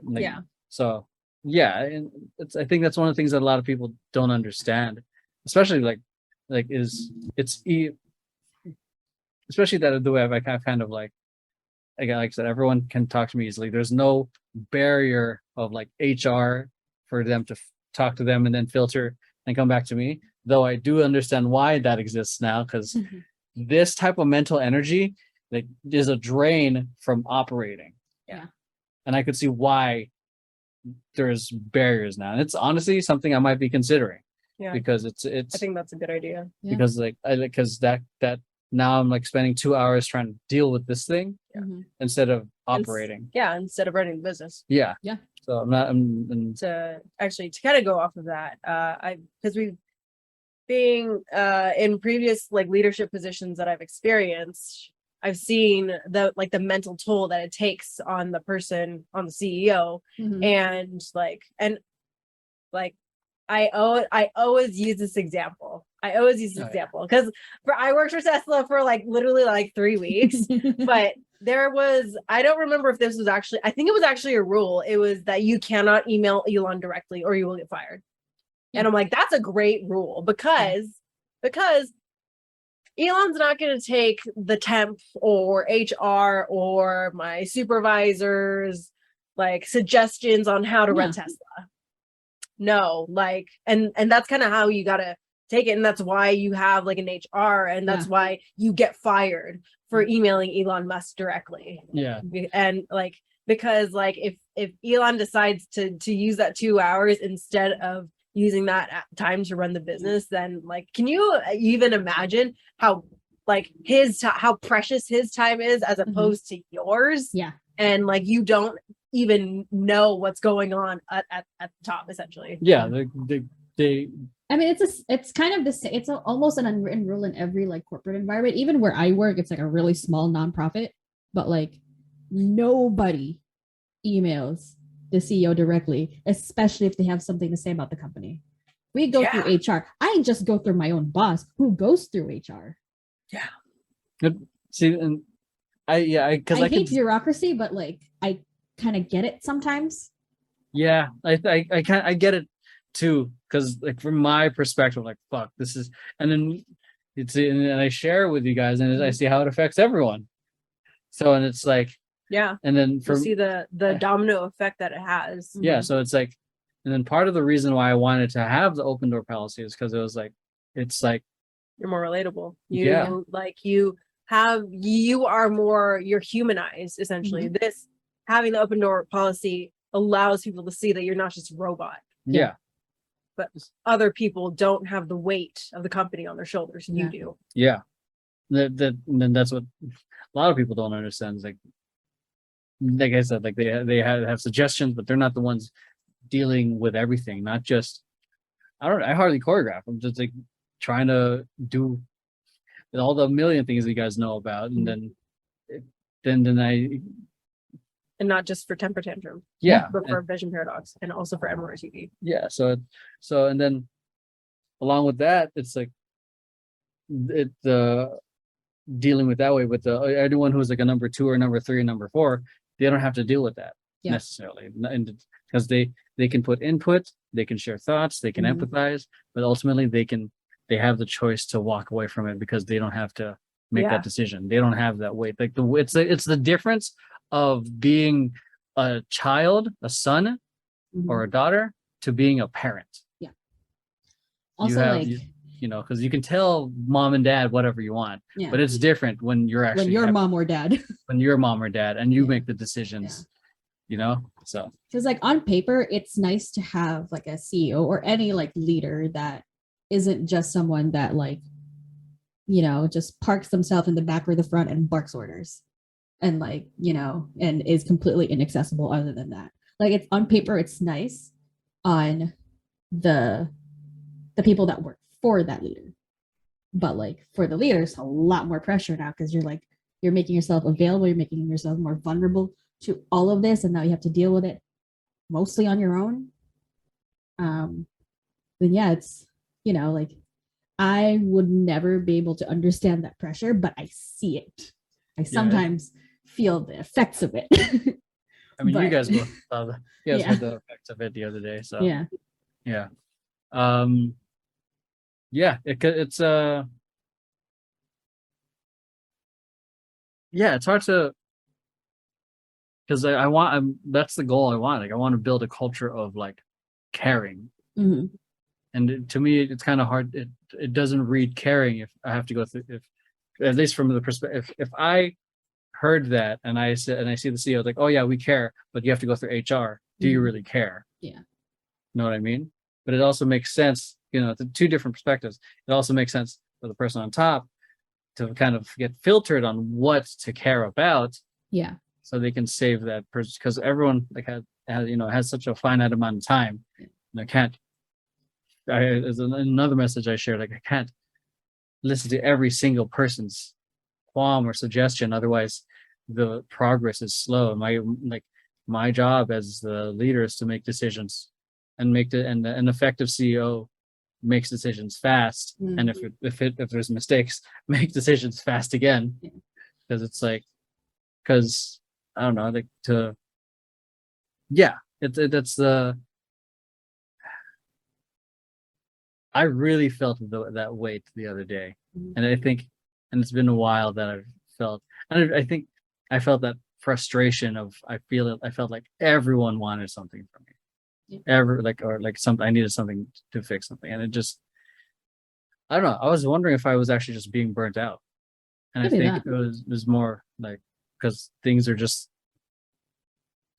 getting more annoyed than usual, and I think I might be, and I think I probably need a proper, not a day off, but like a me time where all my notifications off and I'm just in my little dojo of work, because this is kind of going back to like the open door policy and like the accessibility to you specifically. Do you think that also, do you think that's kind of like a two-way street, that like it'll work well for both ends, the leadership end and the like member end, if the people that were being brought on can also just like vibe with that and are able to utilize that access to you like properly without fucking with you, basically. What do you mean? Like, I mean, because I've not really experienced that, but like I have seen like people that like would be in like leadership positions, maybe not really CEO or whatever, but like some sort of leadership position that like have some sort of open door policy. It's like, can come to me for whatever. And then there are people that would literally just abuse it. Like, no, literally what? Just abuse what? Abuse it.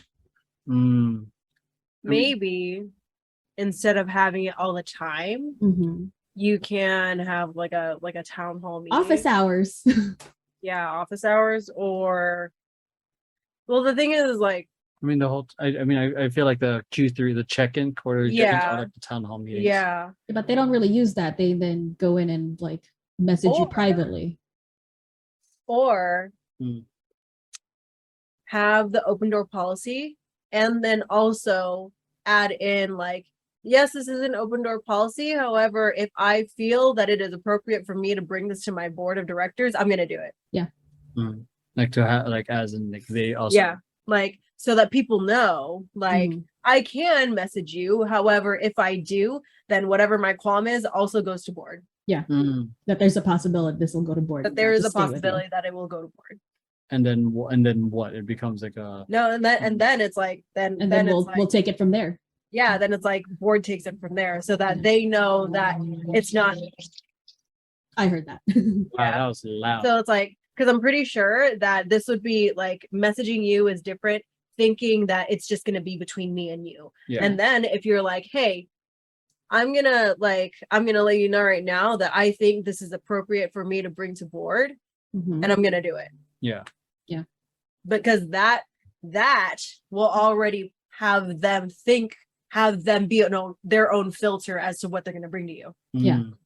Because it's you, they think they can just say whatever. Yeah. Because, you know, I mean, like, I think that a lot of like basically a lot of it, like everyone in Temper Tantrum joined because of you. Yeah. Actually, I like, joined. yeah. Brandon. Brandon. A lot of people. I said a lot. I know. But like Brandon has been recruiting. I feel like you're still like recruiting other people. You're still in recruitment mode. Yeah. Do you feel like you inspired some people to recruit? Come on. Yeah. Yeah. Thankfully, Yeah. people like yeah. They're very likable. So, yeah. So I have not said that I wanted to quit something in a long time. Yeah. Like clients. Whatever. But the difference between clients is that they're paying you. They pay you. Yeah. But These dancers are not paying you. Yeah, They're just giving you lip. Yeah. That's the thing. That's true. And then the difference is like this is also like a passion project. This is something that I care about, and it's coming from that. Yeah. You know, from clients, they're paying me like, oh, okay, cool, whatever. Bye. Yeah. You want out? Bye. Or I want out. Bye. But yeah. But things are better now. I do have a game plan. I do like the fact that it's kind of calm from it. I did have like a paragraph ready in response, and I didn't write it out. Yeah, and you guys have seen. Oh yeah. I don't think we even talked about it of the other one, but yeah, like No, it's a little bit too soon for it to be a podcast. Okay. Actually, no, this isn't true because this is coming out next week or in 2 weeks, depending on how fast I edit. Come out in 2024. Yes. Yeah. But yeah, even then, like the other issue I had to deal with, I feel like I dealt with that point by point, and I, addressed it in every which way. And then we're talking about this last one or the other one? The previous one. Okay. That one. So, yeah, and I think, as far as I know, it's handled. Yeah.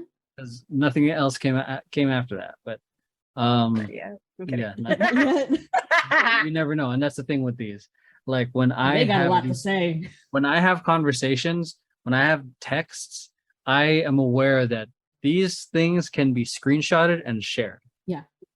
And then it can be easily like, look at this toxic MFer, the way they're talking to me. And then it's also kind of one of the reasons I record everything, because then I have receipts, I have proof on my end. Yeah. So that, but also in my head, this is, I'm also reporting myself. I have to look at myself. If I'm conducting myself in a way that I'm not proud of, I see that. So yeah. So it keeps me accountable. It keeps them accountable in what they say, because either it's receipts or content. Yeah. So right now it's content. Yeah, but it's because there was an Instagram reel I remember seeing, like, never suffer for free. So, oh yeah, I remember that one. Yeah, so make it. Yeah. So yeah, definitely feeling better. feeling more baseline. Like I said, it's been a while that I've felt like I wanted to like legit quit everything and just start. Like I think you said it a couple weeks ago, have a hard reset. Yeah. Just like not Power cycle yourself. just like clean slate. Yeah.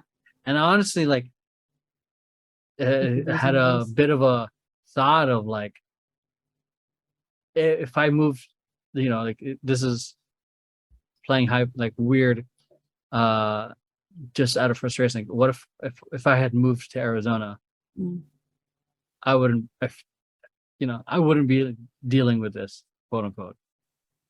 But who knows? I probably would still be. You still will be if I'm still running. The internet exists. Yeah, And but this was through the internet. yeah, this is still through the internet. Those comments happen through the internet. Yeah, but it's like the whole thing of like leaving and starting anew. Yeah. So and then Compound. Where no one knows your name. yeah, except Jordan. Except Jordan and Steph. That's it. Jordan and Steph, and that's it. So there is that, but then I also like feel like that high is just temporary, and then I'm like, fuck this, it's hot. I'm going back. It's hot over there right now, but like fuck. Yeah, last week was Arizona is Satan's butthole. Yeah, last week was your first time in Arizona, so how was that for you? That was Satan's butthole. Oh, it was. And then 2 days later, I went to Vegas. Oh shit, yeah. Compare and contrast the 3 different deserts. So desert Okay. A, desert B, and desert C. Going to Arizona because we were driving, and I think the thing that really I was like, it's hot here, was when it was like 9 or 10 or 11 at night, and it was 104 degrees outside. That makes sense. And this really hit me because the windows were hot. Oh yeah, I was everyone like, was telling me that. "Ooh," like Can't I've even never lean on the window. experienced this before. This is a brand new experience for me. And so that, and then like I think like getting out of the car and experiencing the heat, that wasn't bad because we would just go back into air Yeah. places. It's And quick. it wasn't like going on a hike, and I don't think I would ever do that. That sounds like a horrible time. No, Oh, I want that that sounds challenge, dumb.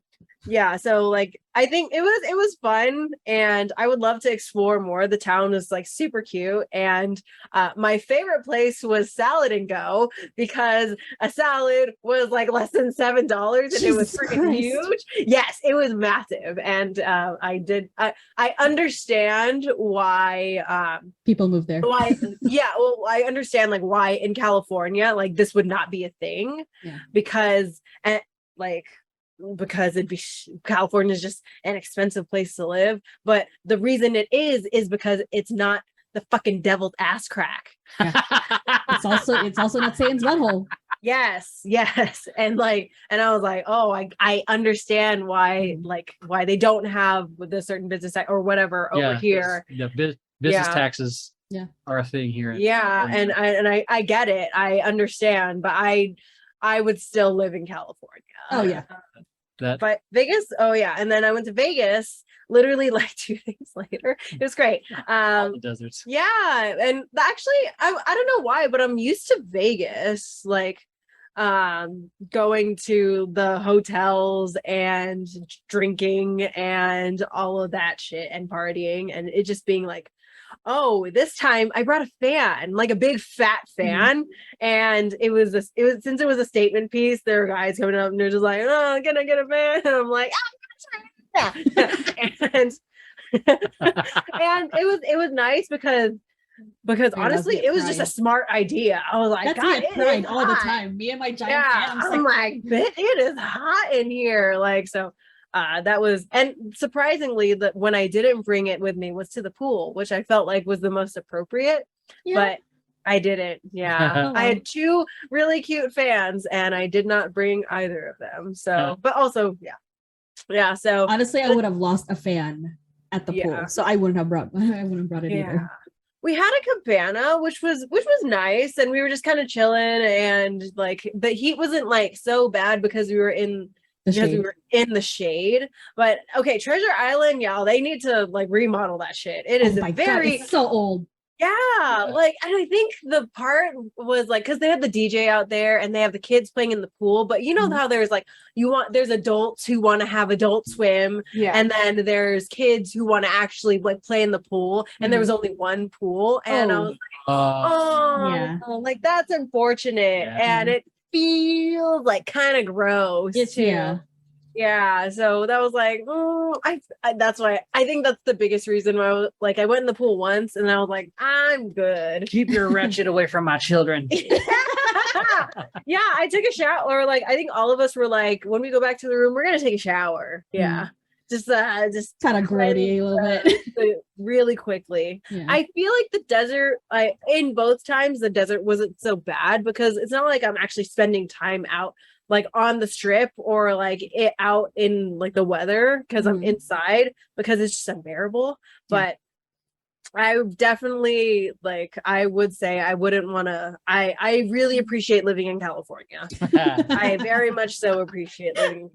Yeah, the huge drop from the drive here, from Phoenix to here, 104. Then by the time we're parked here, it was like 76. Oh my God, it's wild. The ocean is amazing, man. I think Emery and I were having, because I think I brought up like with Emery like a couple of yesterday, I think that like my eczema flaring up, and he asked me what was causing it. And I'm like, it's the heat. He was like, what doesn't it happen here, like over there?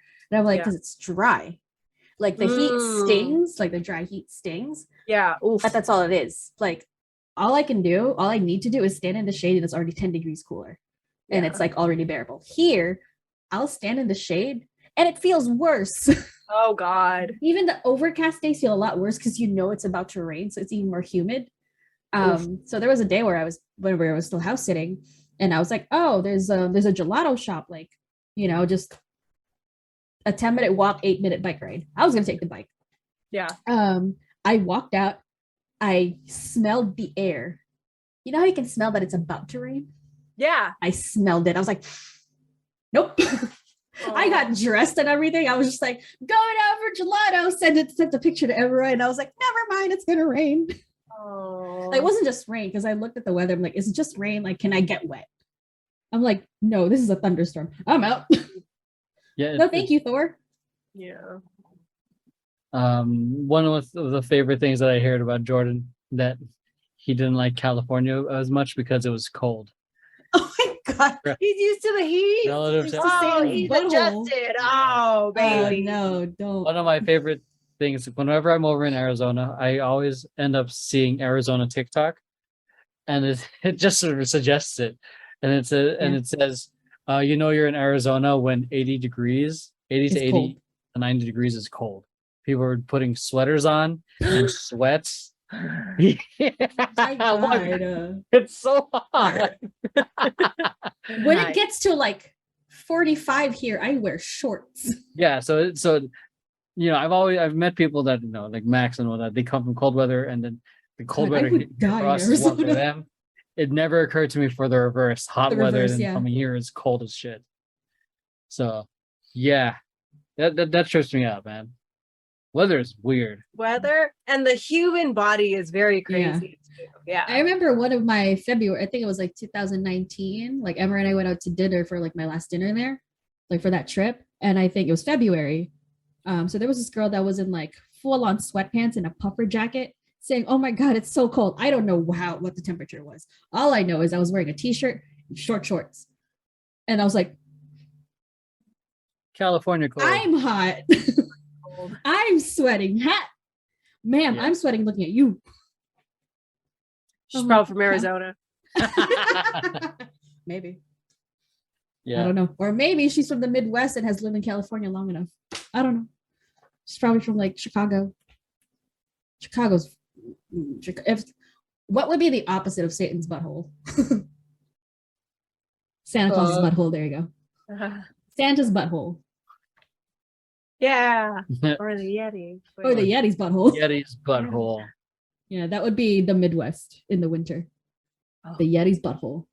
Yeah. Oh God, remember when I was I remember when what do you call it? The When you went on say at my tour? mom's place, I was staying in her bed.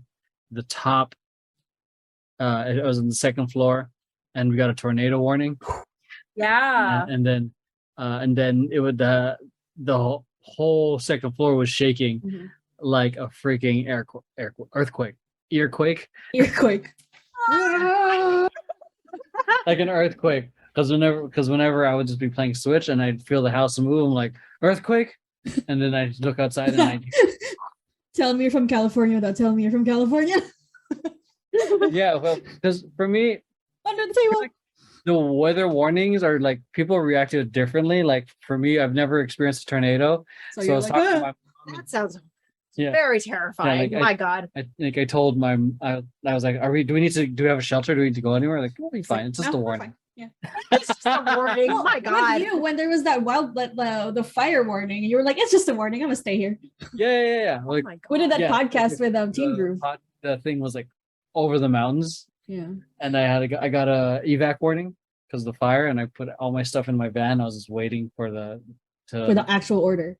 actual order to leave. Oh wow. So I That's was, terrifying. but I was I was in the middle of a podcast Everyone was offering their place. with Oh, that's yeah, nice. it was in the middle of a podcast with the kids I used to coach. Yeah. We're trying to do a teen group podcast, and they're like, I looked at it, the notification I got, and said, "Oh, there's a fire evac warning."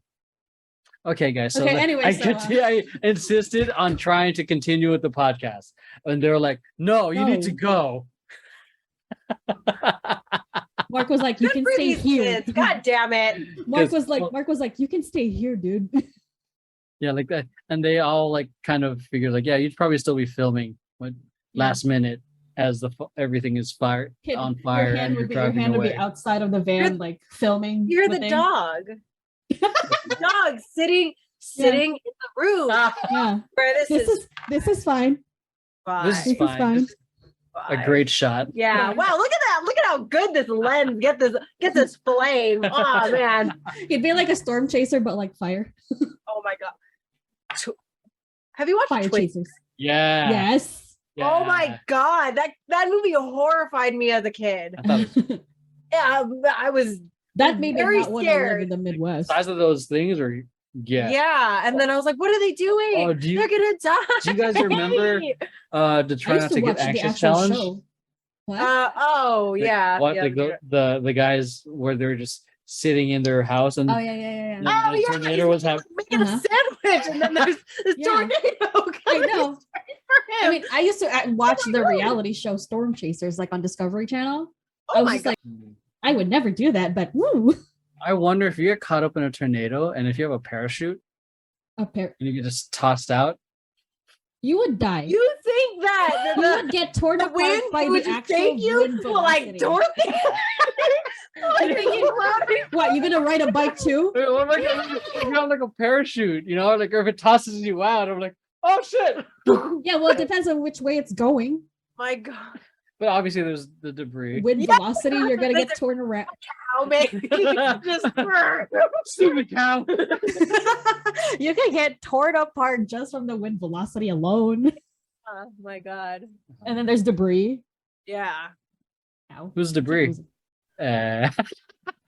Oh, did you hear about the fire in the cheese factory in France? What? There's a lot of What? No. There was a lot of debris. Stupid. No, Uh, I want. I will see myself out. Bye. yeah. Okay, I think it was a solid 2 hours, huh? Oh my Yeah. God. Anything It's else? 124. Okay. I don't know. Everybody go to Last therapy. things? Everybody therapy. Oh yeah. Oh, I started Oh, you therapy. started therapy. How was I that? did. Oh, yeah. I Yes. asked you. Yeah, I have to do my journal assignment. I felt like I was just talking to like a third party, and of course this is like my first time. So just essentially getting a flow of like, well, I was like, how do I prepare for this? And she was like, don't worry about it. And I was like, okay. And so she let me talk she like asked me questions about like what I was seeking in therapy and how I wanted to move forward, essentially. And just kind of asked me very, very objective questions. And like I think there was one question about how, like, is there anything that I've been experiencing in my life that I've felt has held me back from achieving my potential or like my goals and stuff like that? And then I was like, I've never thought of that, because I've always felt that I've tried to incorporate things that would help me move forward, because to me, I'm like, that seems dumb. Why would I I do that? Oh, and then I looked back and I was like, oh, probably like relationships that I've been in the past, like where I wanted it to work out and it didn't seem like a good idea to keep pursuing the relationship. And I was like, oh, wow. Yeah. So that was some, like, it gave a different perspective and a different filter on how I could essentially like move forward. And so that is what I was looking for. So I have another section booked for section in the book. No, I have another session booked for next week. So I do need to do my journal assignment. Yeah. Yeah. Yes. Yay, therapy. Oh, and I got you a new one. Kind of. I'm excited. That was because I was looking through that, and that was something that's something I already do with my current therapist, like now, like without like having that type of format. But it was something I wish I had with my first therapist, because we never did something like that. Like I would go blind into every session. Like for you, first few sessions feels like you're going blind because you're kind of just you're starting. Yeah, you're kind of gauging that relationship. Yeah, exactly. Yeah, so with my previous one, like every session, I was just going into it blind. Like I don't know what she wants to do. I don't even like I don't have time to think about what I want to talk about, because there was like at that point there was like no prompt for me to think about it. Yeah. Like I wasn't getting any journal assignments. It was just like, think about it. I'm like, think about it.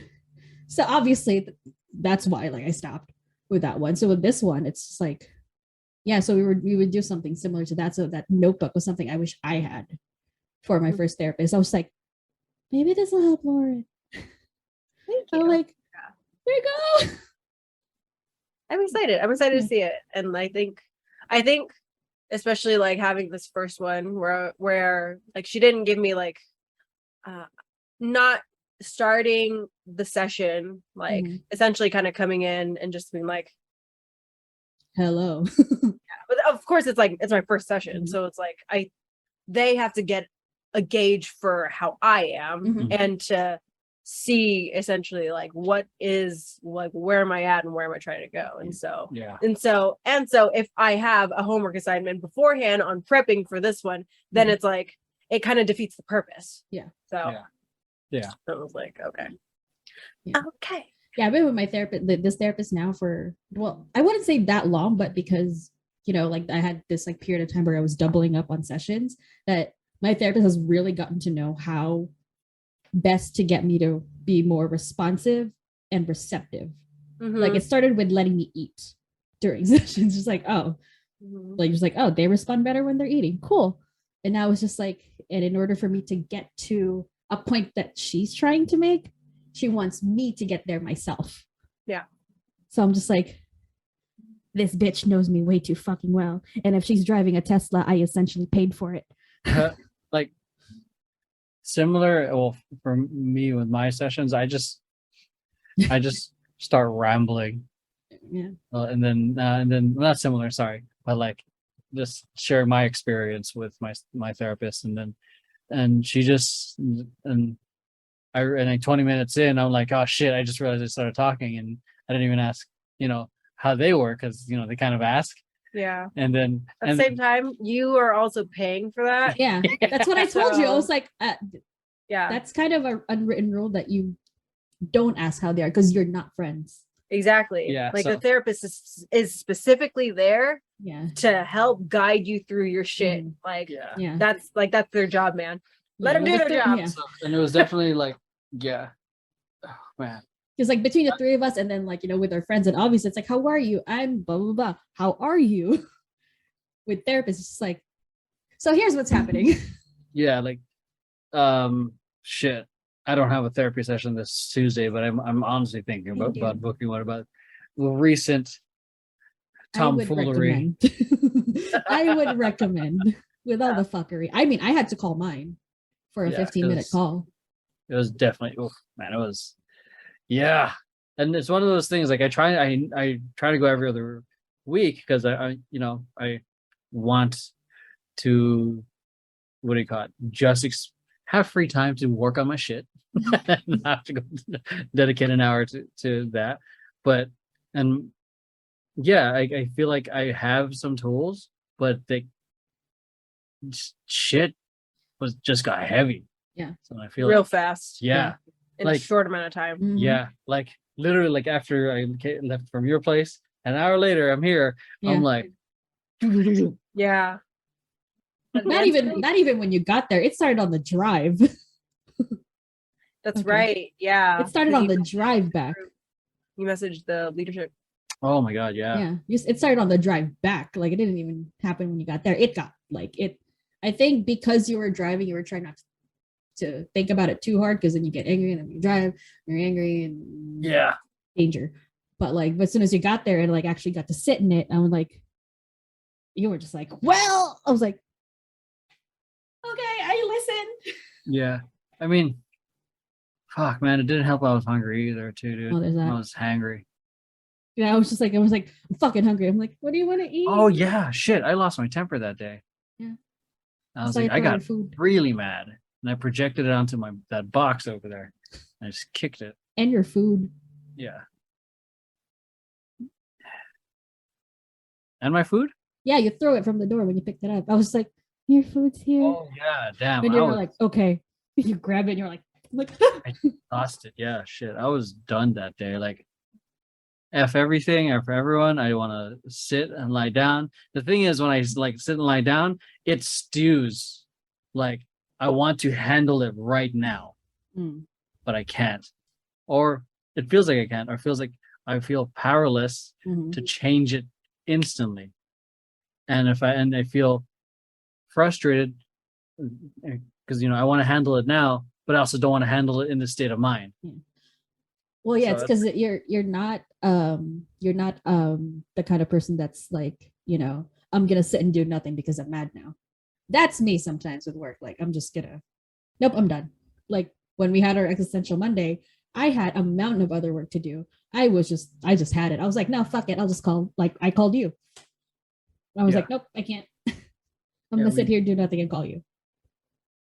That happens to me sometimes at work, and I'm in that state of mind, and I'm like, crap, I'm on company time, and I really want to work, like get the shit done, and then sometimes I'm just sitting there for like 10 minutes, and I'm just really trying to process, and then be productive and move forward. Yeah, because I'm on the spot, and I'm like, yeah, and I think feeling that, and I definitely felt it even more Friday, because for 2 weeks I had said I'm going to work on this fucking report.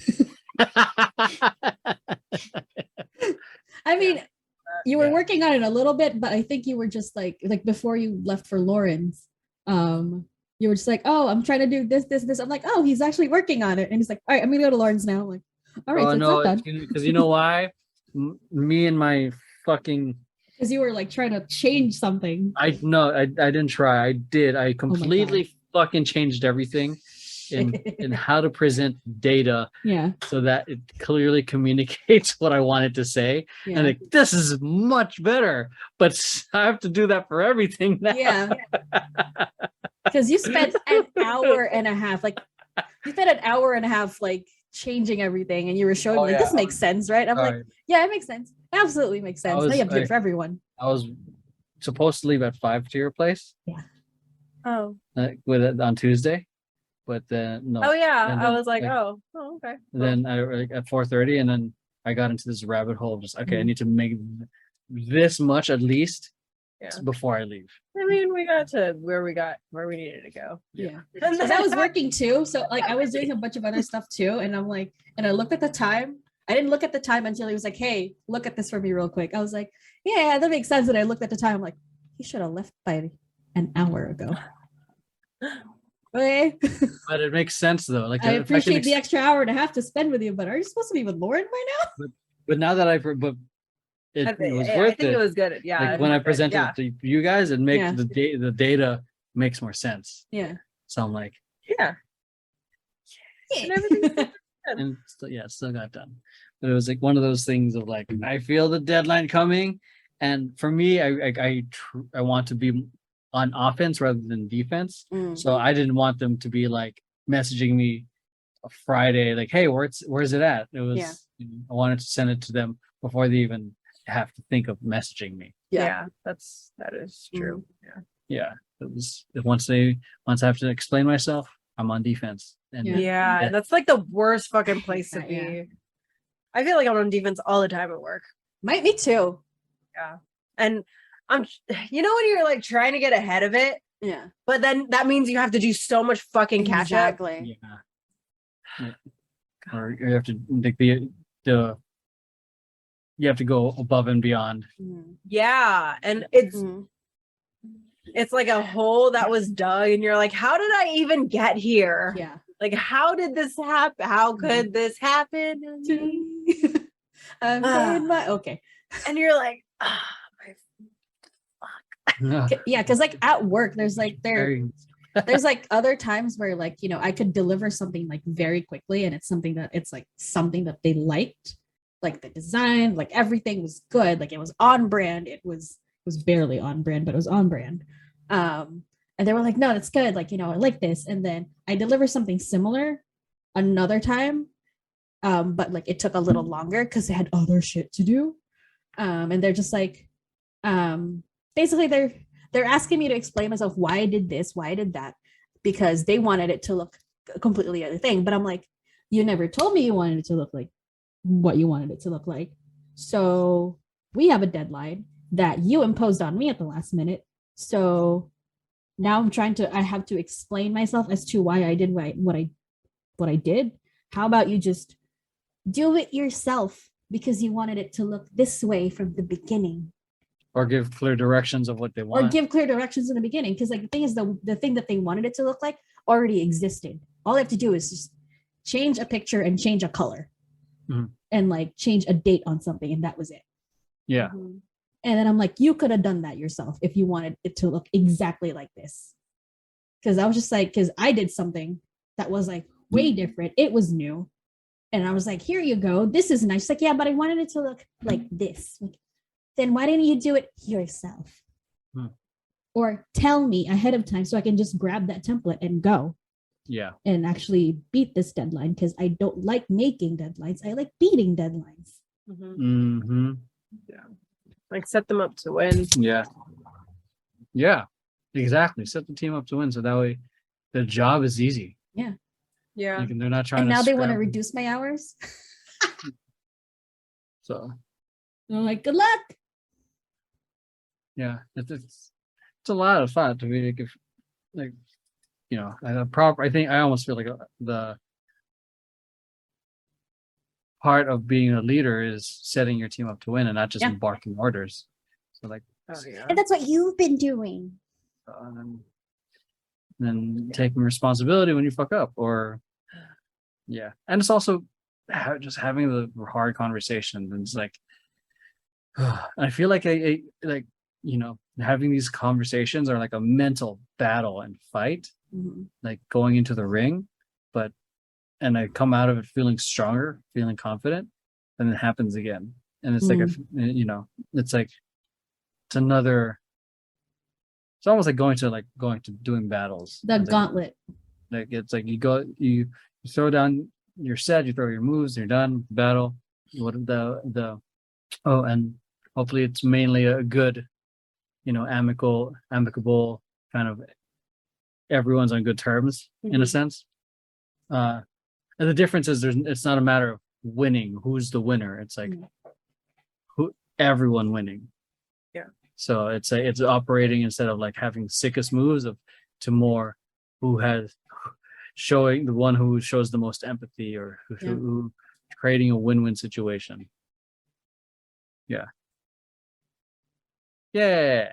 Yeah. Yay. Anything else for anyone? I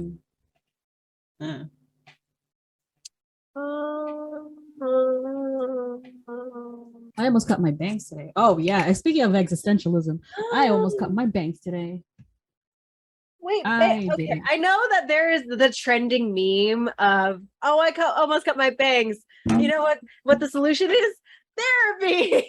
I mean, yeah. There's That so one, many. yeah. That's why I didn't cut my bangs, because I'm in therapy.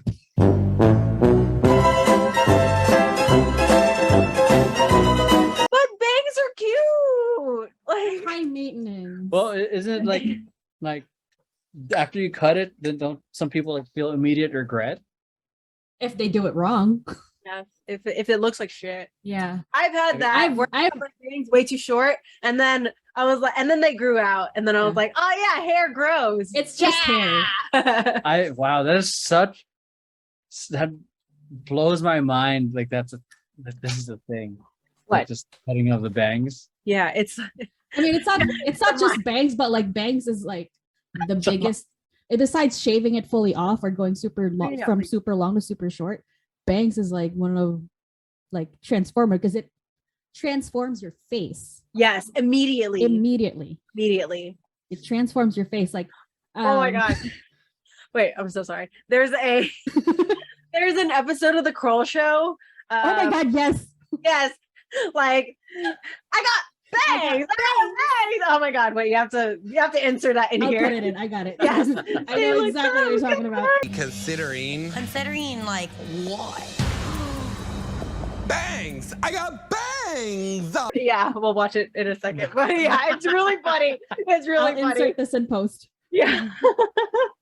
But bangs. Yes, Bangs. please keep going. Yeah. But yeah, no, because like the many times I used to cut my I had friends that were like, because I put it on my story, I'm like, bangs or now. I had friends that were like, I mean, I've known like for the longest time that I've known you, you had bangs. Like the default maxi was red hair and bangs. Oh. I was just like, oh, you're right. Because like I haven't had bangs in a long time, and I'm like, maybe? Nah, I don't like that. Because like before, because I actually had the time of day to maintain the bangs. Now I'm just like, because like when I cut my hair like months ago, I cut it short enough for it to, when it grows long, it's still fine. So I'm just like, I cut it so it's low maintenance. So if I do bangs now, I'm just like, no, then I either have to maintain it or deal with a weird growing phase. Period. Yeah. What inspires you guys to have the confidence to cut your own hair? Mental breakdowns. I don't also just the balls. want to go to. I don't want to pay for it. Yeah, I don't want to pay for it. Yeah. Okay. And I think also if all I wanted was bangs, I don't want to pay for it. Yeah, because I'm like, I know my own hair, and then I could just, if anything, like I look at my face every day. Yeah. And I could just, you know what works. Yeah, like that. You want to try bangs? No. Ooh. I mean, I had the mushroom bowl cut they have when I was clip-on a kid. bangs. oh, they like- do. Oh, you were Will Byers for a while. That's right. Yeah, but it was like that with volume. Oh, that's right. You have a lot of very hair. puffy hair. You were coconut head. Yes. You were coconut head. I did not like it. Okay, for the children, Yeah, I got made fun I'll of. insert it. That's For the what- children, I'll insert I think- coconut head. that contributed to me being socially anxious because I always thought people were making fun of me. Oh my god! Oh wait, sorry, we're still on bangs, but I have another story of About bangs? No, I have a story of someone who, like, this homeless guy. Actually, I was walking my. Oh, I should tell Juju about this. I haven't told him yet. Okay. Yeah, I was walking Alphonse, and like this guy was having an episode. And like he was in his car, and like he was like on the phone with someone, and then I walked past him with my friend's dog Alphonse, and then I walked back. And he saw me, like I had like a smile on my face, or like I was laughing, and he thought that I was laughing at him because he was because he was having like a terrible time or he was like suffering. And so he ran up to me from his car and he's like, hey, like just like totally like I don't know if he was on anything at the time. I don't think he was, but he was definitely having an episode and he was just yelling at me. And I felt really bad because like one, I'm just like trying to talk to him like calmly, like show that I'm not a threat. And I could feel Alphonse like stuck to the back of my legs, like very stressed out. I was like, oh my, and it's like I can't attend to him because I have this homeless guy yelling at my face, like asking me possibly maybe about to attack me. I'm just like, all right. And thankfully this other guy was like walking by and like he kind of, I guess he had the other guy also had interacted with this guy as well. And so like one of the things that stood out to me that he said, he was like, I'm really scared right now. And so I honed in on that essentially. I was like, okay, well, like what do you need? Like, do you need help? Do you want me to call 911? And so I did call 911 and like the police came and it was like this like 3-hour ordeal. And then I went back to the house and I was like, shit, I need to be Alphonse. I was like, how was Alphonse? Oh yeah, actually Alphonse over the course of time, like after he got comfortable, like he started to like be a little bit more like sniff and like be a little bit more friendly. And so I think Alphonse honestly really helped like lessen the tension because thank God like he's a dog. And so like who wants to be the asshole that the dog is afraid of? You know? Exactly. Like if the dog's afraid of you, then you're doing something wrong. Then you're just like, I don't care what people think of me. I care what the dogs think of me. Oh yeah, definitely. Cause they're just like, you're not good vibes right now. And I don't want to be around you. And that says a lot. That says a lot.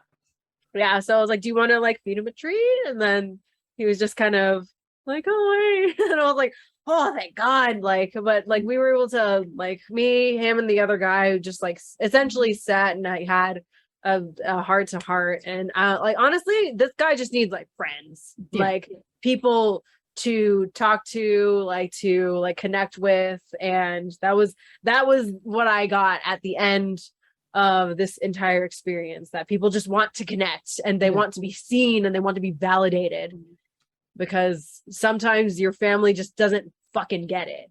And he talked about that. And like his grandpa and his dad, like I think they've immigrated from like Iran, and it's just trying to impose like your past or like things that would maybe work back in the homeland here. It's not the same. Yeah. Relatable. Yeah. I was like, damn, I fucking get it, man. Relatable. Yeah. Cheers. Oh my God. Whew. I should text him back. So that's it, everyone. Hope you guys enjoyed today's episode. Give these two a wonderful follow. Support them in all the social medias. Thanks for watching. We'll see you guys in the next episode. Bye.